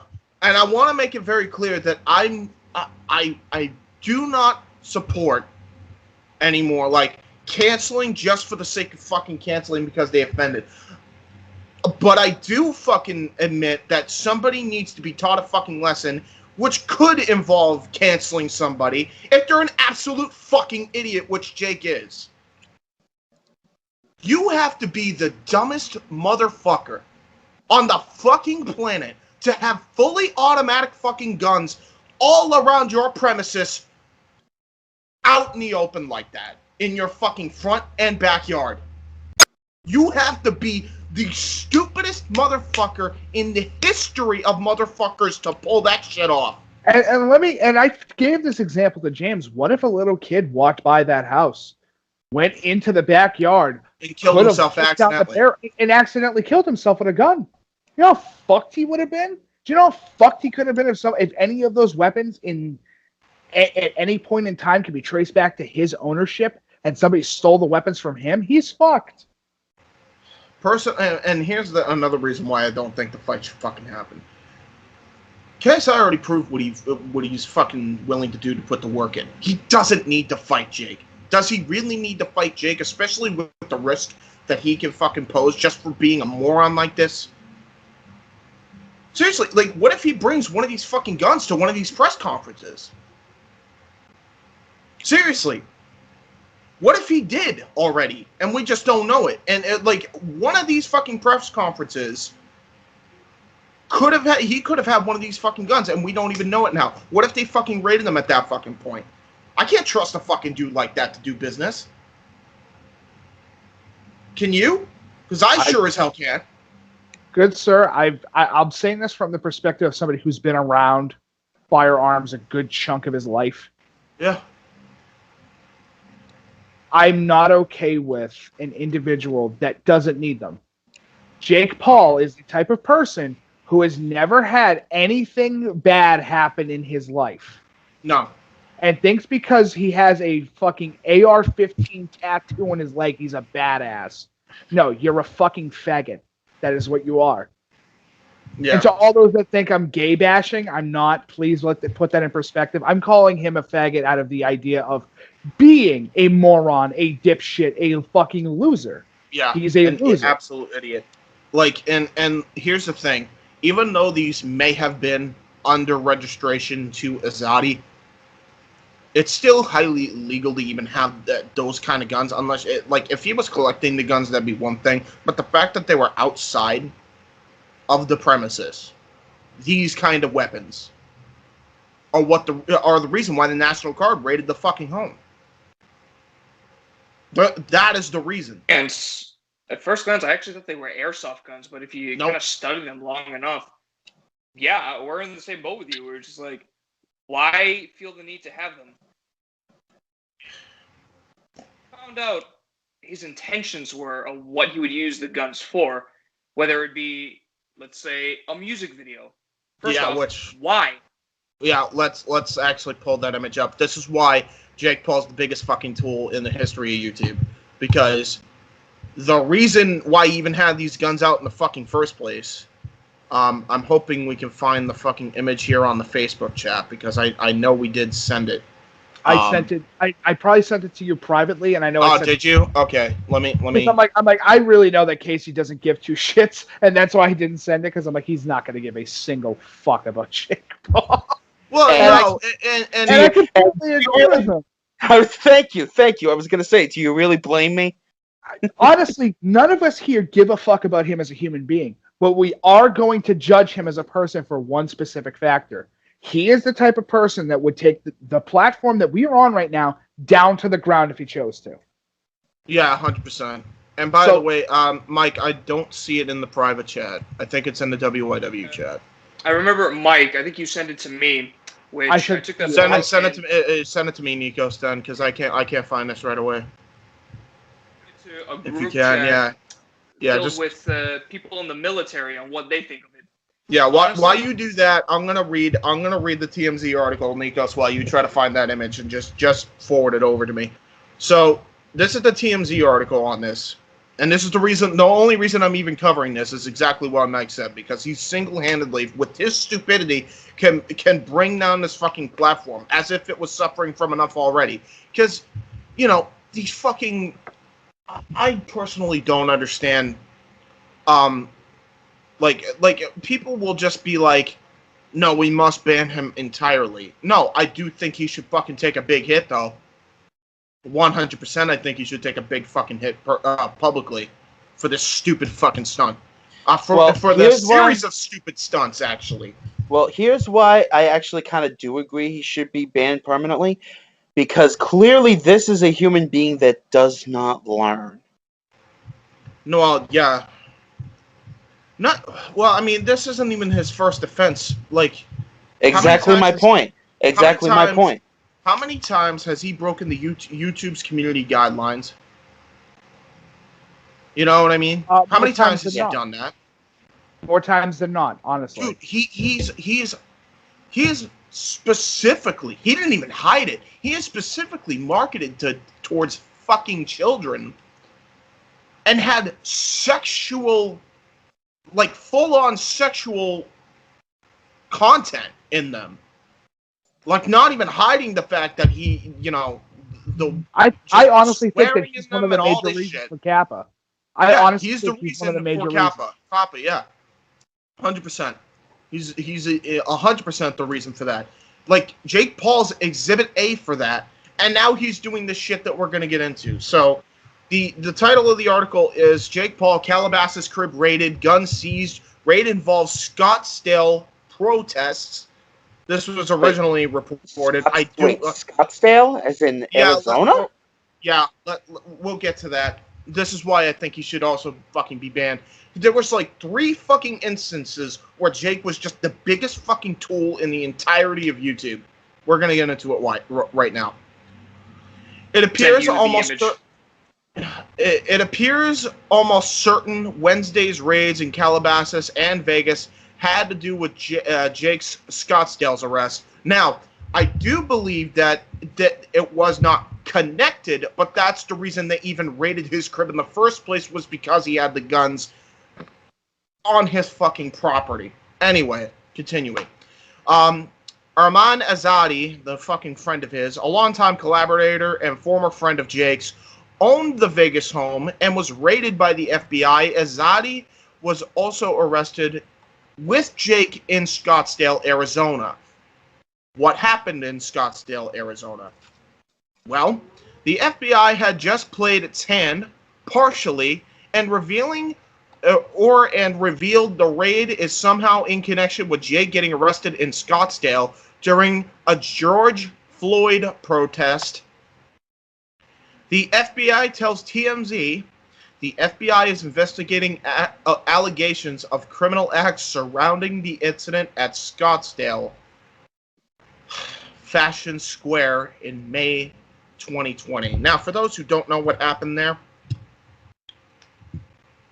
Jake was dumb and thought, hey, let me go into a place that's being looted and film it for my YouTube channel for clout.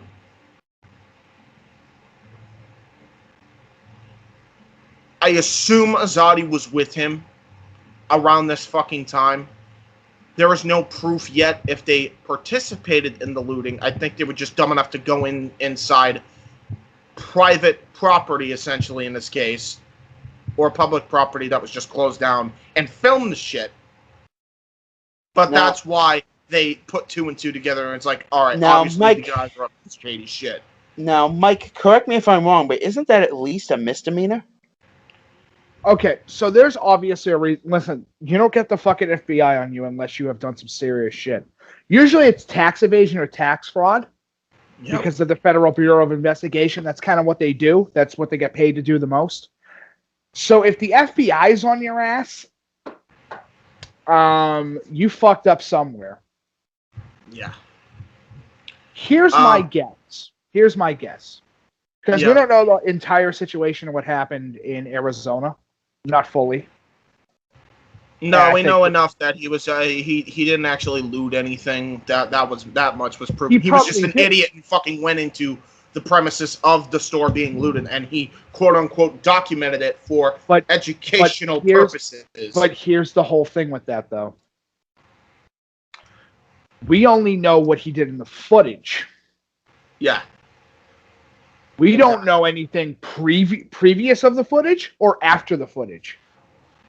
That's a huge fucking gap in time between two things. It's not like he's a 24-hour. It's not like he's a 24-hour vlogger who filmed it himself the early part of the day, into the afternoon, into the night, and then did a supercut of about 12 hours of content. Yeah, and by the way, it gets worse. Which even if he was, don't you think footage of that is something you would leave out of your vlog? Yeah, exactly. Listen, we are talking. No, he thought he should film it for educational purposes. We are talking about an individual here who has the mental attention span of a goddamn monkey finger painting with its own shit. Yeah. We're dealing with a moron. He's a fucking moron. I don't even care if it's. He has been super lucky. And the sad part is, the monkey finger painting with its own shit is infinitely more entertaining. Yeah. I'll say this because I don't want to continue fucking going off topic, I guess you could say. But I will say because I think it's important. The fact that this individual has gotten away with the amount of horse shit that he has is ridiculous. And to prove to give an example to those that go, I will back Jake whenever I can. Will you now? Okay, hold on a second then. So, can you answer me a question of why he is posing with real firearms for clout? And a full-on bullet vest. Nikos, did you send that to me? If you really think that Jake cares about you as a fan, you're out of your mind because it's obvious that he doesn't give two fucks. He cares about two things. Two things to him that are more important than breathing. And it is, how do I make more money? And how do I make more money in such a way where people are going to want to continue to come back to see me? Yeah. If you find him entertaining, good for you. Good for you. You found him entertaining. Congratulations, you did it. Me personally, I don't give a shit who he is. All right. I give a shit about one important thing, and that's how much of an asshole he is. So here it is. Here's the fucking image before we get to anything else here. Yeah. Now, keep in mind, he was posing with these for a music video like way back in the day, but these are fully loaded. These are like fully loaded. You can even tell by the chamber. Why don't we start from his right hand and go to his left? Yep. In his right hand alone is a fully fucking stacked and ready to go M4A1 with a laser sight. Wait for it. A holographic scope. Wait for it. A grip. And what I can tell from the sighting of it, looks like that thing can go fully automatic. On his hip, I can see a Colt 1911, a fucking pineapple grenade, and what looks like a Walter PPK. It might be, and I could be wrong, a USP. And in his other hand is a fully racked DMR, ladies and gentlemen. That's a designed marksman rifle. He's been posing with these rifles in his backyard since like Team 10 days, because you can tell this is before he got all the fucking tattoos and the stupid haircut he has now. That's how long this goes back. I forget about that stupid ass tattoo that's on his leg. Yeah, exactly. This is how far that goes back. Just to prove how dumb he is also. Jake Paul, Calabasas party. So he had a freaking full-on party during, the worldwide pandemic that's pretty much disrupted all fucking life. He had a fucking party to film a fucking music video, essentially. Because of course he did. So yeah, it's safe to say. He's the idea of the word class, but without the C and the L. So yeah, this is this was the prop that they used, which was a full-on fucking bulldozer, or digger, I believe. So yeah, he was doing that shit on top of all that crap. Not just to read the rest of this fucking article. Jake was in the mall and arrested for trespass and was charged with a criminal misdemeanor. He was charged. Yes. But the city attorney had dropped the fucking case, because of course they fucking did. He's a celebrity. He paid the money. It appears at the behest of the FBI, and the more serious investigation has taken precedence. Now, it appears the FBI has seized weapons from Jake Paul's Calabasas home, firearms specifically. This based on aerial footage of the scene from ABC7. The law enforcement officials were spotted walking down Jake's driveway with what appeared to be rifles and perhaps shotguns in hand, 2 per person from what we can see here. By the way, a second raid happened nearly 300 miles away from the one that was executed at Jake's Calabasas home in Sin City, no less, at a house that is tangibly connected to Jake Paul. So Jake Paul owned that house as well. Federal agents have descended upon a famous graffiti mansion, or the famous graffiti mansion in Las Vegas Wednesday, which is said to be owned by Armand Azadi, or Armani Azadi, who at one point was good buddies with Jake Paul. In fact, the two of them were seen hanging out as recently as early July, getting into shenanigans together. So there was a picture, obviously, of them being fucking morons on Instagram. We got video. Raise your hand if you're shocked by that. Nobody was shocked by that. This, by the way, the time he hung out with him, the time he was hanging out with him, the George Floyd protests and riots were still going on, especially in Las Vegas. Just something to point out there.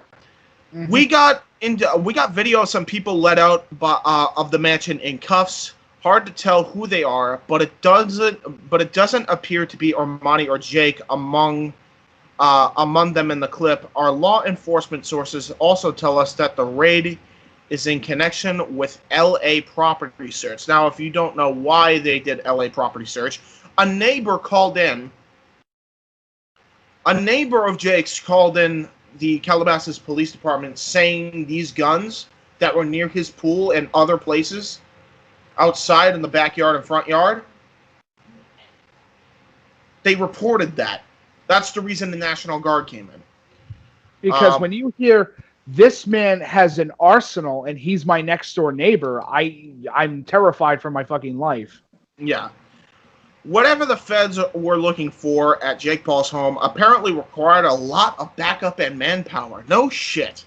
Because a small militia left his pad in armored trucks. Yep. Check out this footage where we got of federal agents and the vehicles they arrived in rolling out after the ad. We already saw that. I think Scarce already put that in. Yeah, Scarce did that for us. Yeah. So we already seen that. By our count, this seems to have been at least 20 people or so on the ground executing the search warrant, which makes you wonder what the hell Jake might have been mixed up in, if anything at all. Still no word if arrests were made or if any property or evidence were seized. We're working on getting some answers as to why all this firepower was sent. Jake Paul's LA area home is the scene of an early morning FBI raid, TMZ had learned. Law enforcement sources told us Jake's house in Calabasas is currently being searched by the feds, and that a search warrant has been issued to do so. We don't know why or what the authorities were looking for, but we do know agents are on the ground taking a look around. This was obviously when it was all going down. We know Jake's drawn a lot of attention with his YouTube stunts, which are often documented on camera, some of which had landed him in hot water legally before. Dude, he ain't just in hot water now. This guy's stuck in a friggin' volcano. He's out of the frying pan and got his ass fucking thrown into the goddamn microwave. The raid isn't a prank on Ron, though. We know this is real. It is unclear if Jake himself is home right now. Later on, obviously, it turns out he wasn't home. I believe he was actually filming Impulsive with his brother.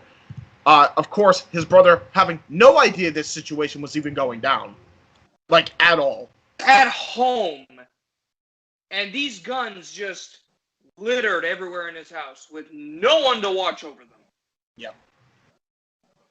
Again, and that's the scary bit. What if some fucking kid that fell in love with fucking Jake saw the video, knows where he lives, and fucking went to his house, and he wasn't there? Bad. Do you know how much of a goddamn PR nightmare he could have just had on his hands single-handedly? How about the fact that if the kid killed himself accidentally, he could have gone to jail for fucking manslaughter, if nothing else. He would have to pay the family a fuck ton of money. I can tell you that. Yeah, more like you say, more like donate his entire fucking mansion to them. Like to actual responsible gun owners. We're talking about a lawsuit. We're talking about a lawsuit and a half. It's like, so you're telling me that the kid got into your backyard, you had your weapons out, and he accidentally tripped and shot himself in the head. Yep. Nikos, if you could read.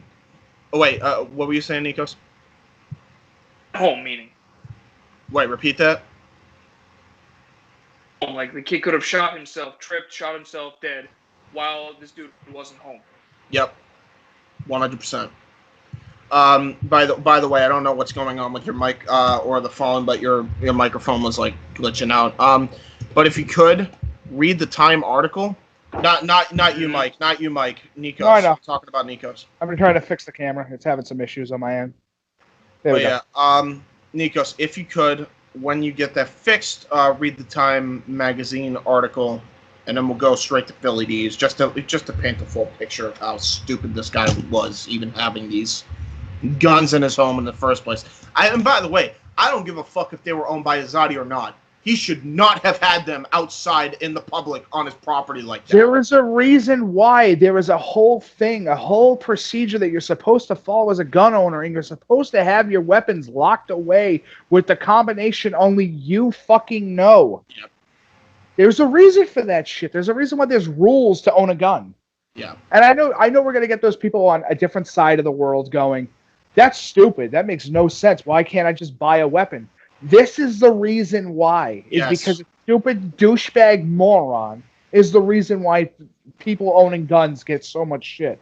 And we, Mike, you'll get into the details on why this is fucking stupid anyway. But Nikos, if you could read the Time article, and then I'll play the Philly D article, Philly D video right after, and that'll give us the full context of what happened here. Before I start, can anyone hear me? Yeah. We hear you now.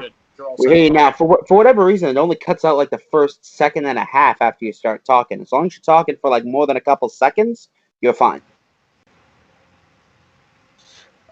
So FBI raids YouTube star Jake Paul's mansion. This was posted on Time.com on August 5th, 9:30 p.m. by Andrew Dalton. FBI agents, including a SWAT team, served a search warrant at the home of YouTube star Jake Paul on Wednesday. The FBI executed the search warrant starting at 6 a.m. at the Calabasas, California mansion in connection with an ongoing investigation. FBI spokeswoman Laura E. Miller said in a statement, "A judge has sealed the search warrant affidavit, and Miller said she could not reveal the nature of the investigation or the person it was served on." Paul's attorney, Richard Schoenfeld, confirmed the home was his. He quotes, "We understand that a search warrant was executed at Jake's Calabasas home this morning while Jake was out of state," Schoenfeld said in an email. "We are still gathering information and still cooperate with the investigation," end quote. Video from local television news helicopters showed agents gathering several rifles from the sprawling property with a boxing ring and a hot tub in the backyard that appears in many of Paul's recent YouTube videos. Now, before you continue with that, I do want to say that the person that probably is being investigated, not that we know, but it's more than likely Azadi and Jake was caught in the crosshairs. He still was using these guns and just having them laying around everywhere, which is the big fucking problem here. There are videos on his fucking channel of him shooting these firearms off in front of an audience that's mostly kids. Yep. Continue, Nikos. Initially entered the property, Miller said. No arrests were made. Police in Scottsdale, Arizona on Wednesday said they were dismissing charges of criminal trespassing and unlawful assembly there against Paul and two others, to quote-unquote, so that a federal criminal investigation can be completed, but that they may be refiled later. Now, Paul had been charged there when he appeared on video in June inside a Scottsdale mall that a big crowd of people had broken into, looting stores. Paul said in a subsequent YouTube video that he had only been looking for people protesting the death of George Floyd, and he did not take part in any of the destruction. 20 million followers on his YouTube channel, which features stunts, pranks, stories from his personal life, and more recently, music videos. He rose to fame on the short video app Vine and spent 2 years as an actor on the Disney Channel show Bizarre Vark. His older brother, Logan Paul, has a similar YouTube channel with even more followers. I wonder why. Yeah. Neighbors have complained to media outlets for several years about the stunts Jake Paul has pulled on the property for his YouTube channel. Last month, Calabasas Mayor Alicia Weintraub harshly criticized him after a video emerged of dozens of people at a party at his home amid the coronavirus outbreak, with no apparent masks or social distancing. Now you know why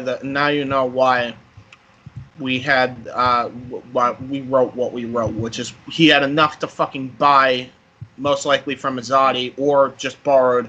He had enough to have semi-fully automatic and booze, but not enough for masks. Absolute fucking tool bag. We also have Philip DeFranco. Let's get to that right now.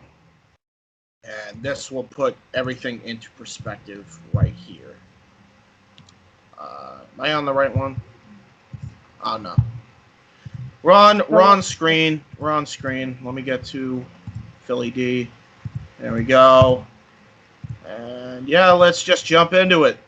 And the first thing we're going to talk about today in What Is Happening news, let's talk about Jake Paul. So, Jake's been in the news for a number of not so great reasons recently. Right back in June, we saw Jake Paul being charged after that Scottsdale, Arizona looting incident. Then, of course, more recently, he's come under fire for throwing these pandemic parties. Ton of people seemingly following no social distancing or mask guidelines, just partying, who cares? A situation that was so selfish, irresponsible, and ridiculous, even the Calabasas mayor had to get involved. But the big news today did not see this coming. There was an FBI raid on Jake Paul's Calabasas home. Now, as of recording this video, we do not know why the authorities searched the home, what they were looking for, if they found anything. Though, based on the video, it seems to be somewhat serious. You got TMZ posting footage of what appears to be federal agents leaving in these decked out vehicles. Reports that at least 20 people were on the ground executing this warrant. According to ABC7, the FBI gave them a statement saying, the affidavit in support of the search warrant is sealed and we are therefore prohibited from commenting as to the nature of the investigation. But with them reportedly adding that no arrests were planned. But yeah, ultimately, that is where we are with the situation. We're going to keep our eyes on it. It's very odd, right? What exactly is happening with Jake Paul and or the people around him that would warrant an FBI raid? And actually, on that note, like I said, this is a developing situation. Right before we were finishing up this video, you had ABC7 posting video and reporting. Air 7 HD was over the scene as what appeared to be multiple firearms scattered across the property, including a long gun propped up against a hot tub in the backyard, were being seized by authorities.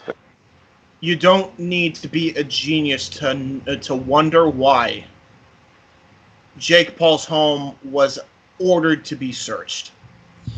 There it is. I would have had his home searched and raided just from the fact that he has giant Rubik's Cube statues in his driveway, apparently. They have a lot of weapons. With TMZ also issuing an updated report that there was another raid in Las Vegas. This a graffiti mansion, which they said is owned by an associate of Jake's. With TMZ also claiming that the FBI told them the FBI is investigating allegations of criminal acts surrounding the incident at Scottsdale Fashion Square in May 2020. But yeah, with this story, with what we know now, of course, I would love to know your thoughts in those comments down. Now, here's Mike's comments, because yeah. This is all you, dude. This is all you, because I know, because you know people that are responsible gun owners and homeowners. So I'm gonna leave this to you. Okay, so let's break the bullshit candle, light that fucker up, and see what happens. To get it out of the way, I've been surrounded by. I wouldn't really call it surrounded by, because making it sound like that sounds like a bad thing. But I have been around firearms almost a good chunk of my existence. Right. And to see an individual who not only just doesn't give a fuck about the world around him, it's quite obvious. He's definitely, honestly, from what I could tell upon some of the videos that I had to see of Jake in the future, and what I mean is currently, because I've seen his past videos. I'm looking at him now. Dude looks like a drug addict. He looks like he's on something. In every video I've seen him in, he looks like he's constantly on something that's fucking altering his state a little bit. Yeah. Would it be shocking to anybody if he was? Probably not. No. So, to give an example, because I know people that have been a part of gun violence and those that are avid gun, I guess you could say owners and protectors. To hear an individual who thinks that he is the toppest of all the shit on the shit mountain is fucking hilarious to me, because that kid has never been in a fight in his entire life. Except recently. And he's the coward. He is the coward that would, and hear me out, he's the type of person that in the middle of a fist fight would pull a gun. He's the guy that brings a knife to a fist fight. He's the guy that brings a gun to a fucking knife fight. That's the type of person Jake Paul seems like. But I could be wrong. Somebody could probably sit there and say, well, I know him personally. It's like, great, but prove me wrong. Prove to me that that's not how his personality dictates based upon how he acts. Because does he act like a fucking idiot. He acts like a douchebag in every video that he's in. He acts like the toppest fucking shit in the world. He acts like the biggest dude on the mountain, but he's not. He shows them off. He shows these fucking firearms off. That's the thing that gets me. He shows these fully automatic guns off Like he's fucking proud of it. And it's like, it'd be one thing if you had these for protection and you had like a safe, like you said. But he had these scattered across his entire premises. You as a gun owner should always have something to keep your weapons safe, because at any moment you could be home and somebody could steal your shit. To think that that's never going to happen is retarded. It will happen one day, or maybe it never will. But to never have that thought in your mind that your house could be robbed or raided is retarded. And the fact that if you know, say a gang member got it, and they fucking used that gun, and it either had a tracking number on it, or even worse, you wipe the tracking number off the fucking gun. Okay, they use it to rob the fucking store or a fucking bank. I have to stop you right there. You do not just wipe away a tracking number. Well, you know what I mean. Like, a tracking number is to be filed off the side of a weapon in order to make it an unregistered firearm. When it's unregistered, then that son of a bitch is going to go to the black market and go through the circuit. Or it's going to be sold on the streets, because if it's unregistered, how the fuck are the cops going to find out where these rounds are being pumped from, or how to find the person that owns these weapons? Right. Here's where the problem comes in with Jake's case. Not only was he found with multiple assault rifles on the premises, and multiple shotguns on his premises, and multiple pistols on his premises. That would have been fine if they were all locked away, but the fact that they were out in the open irresponsibly.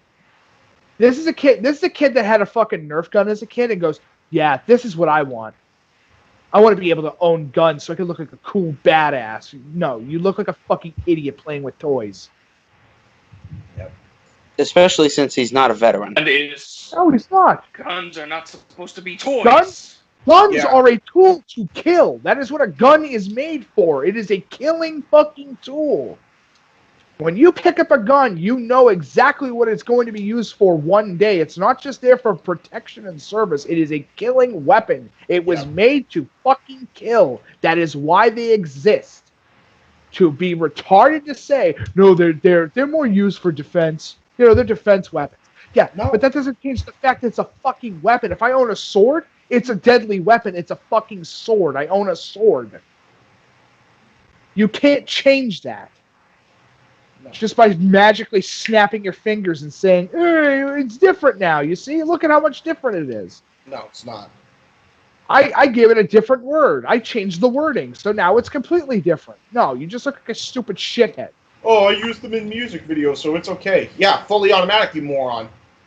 And to give an example of a California group of people that don't own firearms, but decided to, hey, we shoot a lot of videos that require guns. How do we do it in such a way where the audience thinks that they're real firearms, they know what we're doing is safe, and we're not morons?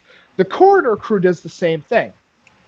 Corridor Crew is the type of people that decided, hey, we decided to help our buddy move, and he gave us about 4 pounds of marijuana, so we decided to buy airsoft guns so we could film shit. And that's how... He doesn't need a gun. He's the type of person that doesn't need a fucking gun, because who the fuck is going to rob his house? Who the fuck's going to have the balls to rob the rich white kid in the neighborhood? Right. The FBI. Yeah. They didn't rob him. It's completely in their legal right to obtain and control the guns that he has on him. It is his fault as a gun owner and a homeowner. And a homeowner.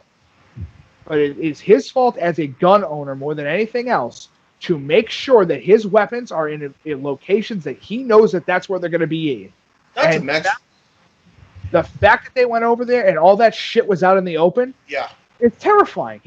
He looks like an international threat. Yeah. Think about it. If the mayor is telling you stop your fucking parties, like literally stop your fucking parties, you're being a shit, or we will have you all arrested. He looks like a threat. He does. He looks like a threat. He has a criminal record. He looks like a threat. Dude, it's a shame too, because it's like you know, like, you look at this, and it's like, this isn't the fucking first time. They only bagged him now because it's like, the dude's been such an idiot so many fucking times throughout his fucking career and his personal fucking life that now they realize, okay, there might be something completely off his fucking head. When in reality, he's just a fucking moron. He probably is just a moron. And I won't even deny that fact that he's probably just a big, stupid idiot. But it doesn't look good when you are openly going, hey, I know what's going on in the world today, but fuck the world. I'm going to have parties every single night. And I'm gonna totally just be a dumb shit. And I'm going to commit crimes and film crimes happening. Because that's what I should be doing for my $1 million career. Right? That sounds like the smartest thing in the world. No. And I want to make this very clear. This, on top of, I'll tell you everything he has done, both legally and illegally, that he's just completely fucked up for. The fact that he broke YouTube's community guidelines more than once. The fact that he fucking did a bunch of promoting to kids with sexual innuendos, not even sexual innuendos, and the fucking thumbnail, just full on exposing women without actually showing, you know, everything. The fact that he swore a bunch, and there's a reason for probably COPPA to get involved. The fact that he went into a store that was actively being looted. That's fine. And the fact that he hosted a fucking house party in the midst of a global pandemic. Just in California, by the way, a hotbed for this fucking shit. This, honestly, is just a straw that broke the camel's back. Okay, and I've said this 100. I said this 100 fucking times. Unless the person has done multiple acts of dumb shit of this caliber, then you could be like, all right, you know what? Fuck this fucking guy. There has been tons. We've talked about Vince ad nauseum on how much dumb shit this fucking dude's done. He deserves everything he fucking gets. This is all. Jake Paul falls into that same fucking category. Fuck that fucking boxing fight. KSI, fucking cancel it. I'm telling you. Fuck Jake Paul. Get him the fuck off this fucking platform. He's an absolute fucking moron for doing the dumb shit. This is like the dumbest thing that he could have ever fucking done. Because as Mike said, if one fucking kid got into his fucking apartment or a fucking gang member robbed his fucking house and grabbed the fucking guns, not to mention the fact, by the way, we don't even know if he fucking owns the guns yet. That's still to be fucking determined. Hold on, let me fucking finish. This is where you fucking end him. This is it for him. And if you two can't fucking see that, after all the other dumb shit he's fucking done, I don't know what the fuck will, but I'm no longer willing to associate my fucking platform with this fucking moron anymore. The dude has had chance after chance after fucking chance to correct his fucking mistakes. He has not done so. If anything, he's gotten worse and stupider since. And has not given one iota of a thought. You know what? Maybe this isn't the smartest fucking idea to have guns all over my property. Fuck him. I have something. I'm done with him. KSI and everybody else that does any business with him should be as well. And I mean every fucking word of that. I wouldn't do business with this guy if my fucking life depended on it. Because I can't trust that he won't kill me first. You done? You can continue now. Okay. I was gonna wait for you. Yeah, you're all set. I'm gonna give you the time that you need. No, that's everything. Yep. You sure? You don't want a laxative for all the shit that you just spewed? No. I said what I needed to say. Okay, so let me say this. Mike has seen the alternate reality. All of a sudden, the pocket dimension has opened up in front of me, and I've seen the alternate reality. Casey, I have a question for you. Yo. What if he was home? What would have happened? What if in his head, in his fucked up brain he decided to go grab a firearm, I'll tell you what would happen. We'd have one less Jake Paul in the world because he would have been gunned the fuck down. Yeah, like they weren't fucking around. You don't bring out the National Guard unless it's needed. They don't appear unless it's needed. I know a lot of people will say, "Oh, the National Guard, the weekend warriors." It's like they're America's first fucking line of defense. Yep. If you're having that come to your house, that's not good. That's a problem.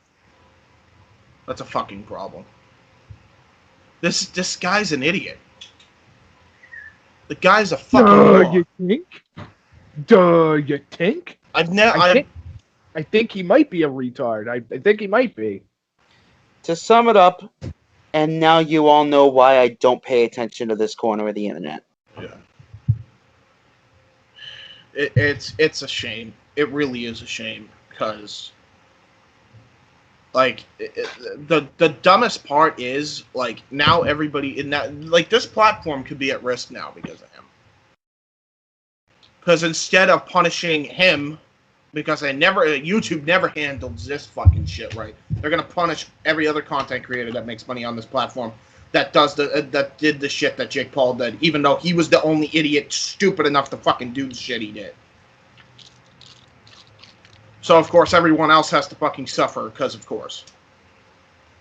That's what frustrates me at the end of the fucking day, is that everybody else is gonna get fucking, shit on. Yeah, basically. That didn't do this dumb shit. So, to Jake, if this podcast happens to cross his notable feed, it probably won't. Which I was going to say that's doubtful. It probably won't, but I would love it if it did. You are one of the major reasons why I am so against shock channels now. You're the reason. And I know you're probably sitting there going, he knows my name. Good. I'm that famous. You're a fucking joke. Yeah. That's what you are. You're a joke at the end of the day. You are the joke that we tell of, hey, you know what? I'm going to go be a YouTuber. You're going to be like, Jake Paul? You're a joke in our friends circle. I hope you know. Yeah. You are the ass of every joke when it comes to shit like this. I want you to know that. And I'll say this because I feel like it's true. And I can't say this because, fuck you, I will. I really hope that you go to jail. For a very long fucking time. Just so that way you get ass touched. Yeah. I hope you become somebody's little prison bitch. Yeah. Yeah. 5, 10. Probably haven't. 30 years. That's what I hope. Yeah, that's what I hope. Here's a fucking thing. He's in the asshole Hall of Fame, but here's a little twist on this. After this fucking instance, and I hope, and I know other people won't fucking do the same thing, but I definitely will. We are never going to talk about Jake Paul again. Not one time. This is the last time we're talking about him. He can fuck off. I never want to fucking mention this fucking idiot's name again. He's not worth the fucking time of day. And if KSI was smart, he'd cancel the fight. If, fucking drama channels were smart, they'd stop covering these fucking stories with him in them. Like, honest to God, like, he's actually fucking stupid. Like, he's a sociopath. That's what he is at the end of the fucking day. He's a fucking sociopath that gives no fucks about anybody but himself. How do I look cool? How does this make me look? How do I look on this corner of the fucking internet? It's all he gives a fuck about. It's always been about the views. It's always been about the money. And if money isn't the root of, if this isn't Exhibit A, if money is the root of fucking all evil and all stupidity, mind you, I don't know how this isn't Exhibit A. I really don't know how you can't put his fucking poster on that fucking saying right there. With that being said, in full honesty, And with that being said, I think that we can cut today's topic. I guess you could say. Yeah. I think we said all we had. I think we have said what we had to say. Honestly. Yeah, we've done enough of a content nuke for today. Yeah. And by the way, we're not gonna do dumb shit that everybody else has done and go after his fucking sponsors, but that's it. Like, we're just not gonna talk about him anymore. Like, what's the fucking point? I'm not gonna give him attention because this guy's a fucking idiot. Genuinely, honestly, is the biggest dumb shit in the history of the fucking planet, and have put this platform in jeopardy more than once. So if anybody's smart, they'd stop doing business with this guy, because clearly this guy can't handle the fucking fame. You know? It's fucking stupid. Like, the fact that Logan had one incident, and you know, and he's had more than one incident, but it's like this shit, his shit is fucking tame compared to this. Honest to God, I'm not even saying that to be fucking sarcastic. That Suicide Force thing is far more tame than what this fucking idiot did. Because somebody actually could have killed themselves using his fucking weapon, like Mike said, if they didn't fucking raid his house when they did. Oh, hold on. Weapon? You mean weapons? Yeah, weapons. Excuse me. Yeah, let me plural that. Like, I respect Logan so much fucking more with what he's done. He's stopped, you know, pandering to fucking kids. He's tried to do, you know, full-on adult content now and just did whatever the fuck he wanted to do, and instead of overworking himself and fucking just thinking about the money. You know? Since that happened. Like, you could say whatever the fuck you want about Logan at the end of the day, but if I had a gun to my fucking head and I had to choose which one to fucking watch, I'd choose Logan in a fucking heartbeat over fucking Jake. Because Logan I've actually fucking respected in the last fucking year or two since. Jake? If I personally, if I were in the same situation and I had that gun to my head, had to choose one or the other, I'd take the fucking gun off the guy who was pointing at me and shoot them in the fucking throat. Well, I mean, yeah, but that's the simple answer. Wait, what about you? I guess just pull the trigger. Yeah, I don't know. Just I don't want either or. I just pull the fucking trigger. At least, all I'm saying is at least Logan's fucking tried. I can't say that for fucking Jake. Jake doesn't care, like you said. Like, he stays there. He's just like, he's got a one-track mind, and it's how can I get more famous? Like, at least Logan's trying to be a fucking better human being now for everyone around him. Like, what the fuck's Jake done? You know? To make everybody around him better. The FBI? Yeah, exactly. I feel bad for the people that didn't have anything to fucking do with it that were in that fucking home. Honestly, that's who I fucking feel bad for. They took about $100,000 worth of weaponry from his house, if not more. Yeah, and that's the safe he owns it. Guns are not cheap. A pistol can cost you between $3,000 to $5,000 depending on what type of gun it is. Guns are not fucking cheap. He's a fucking idiot. At the end of the fucking day, I would never do business with them in a million fucking years. He is a fake ass gangster. That's what he is. Yeah, that's like, what he is.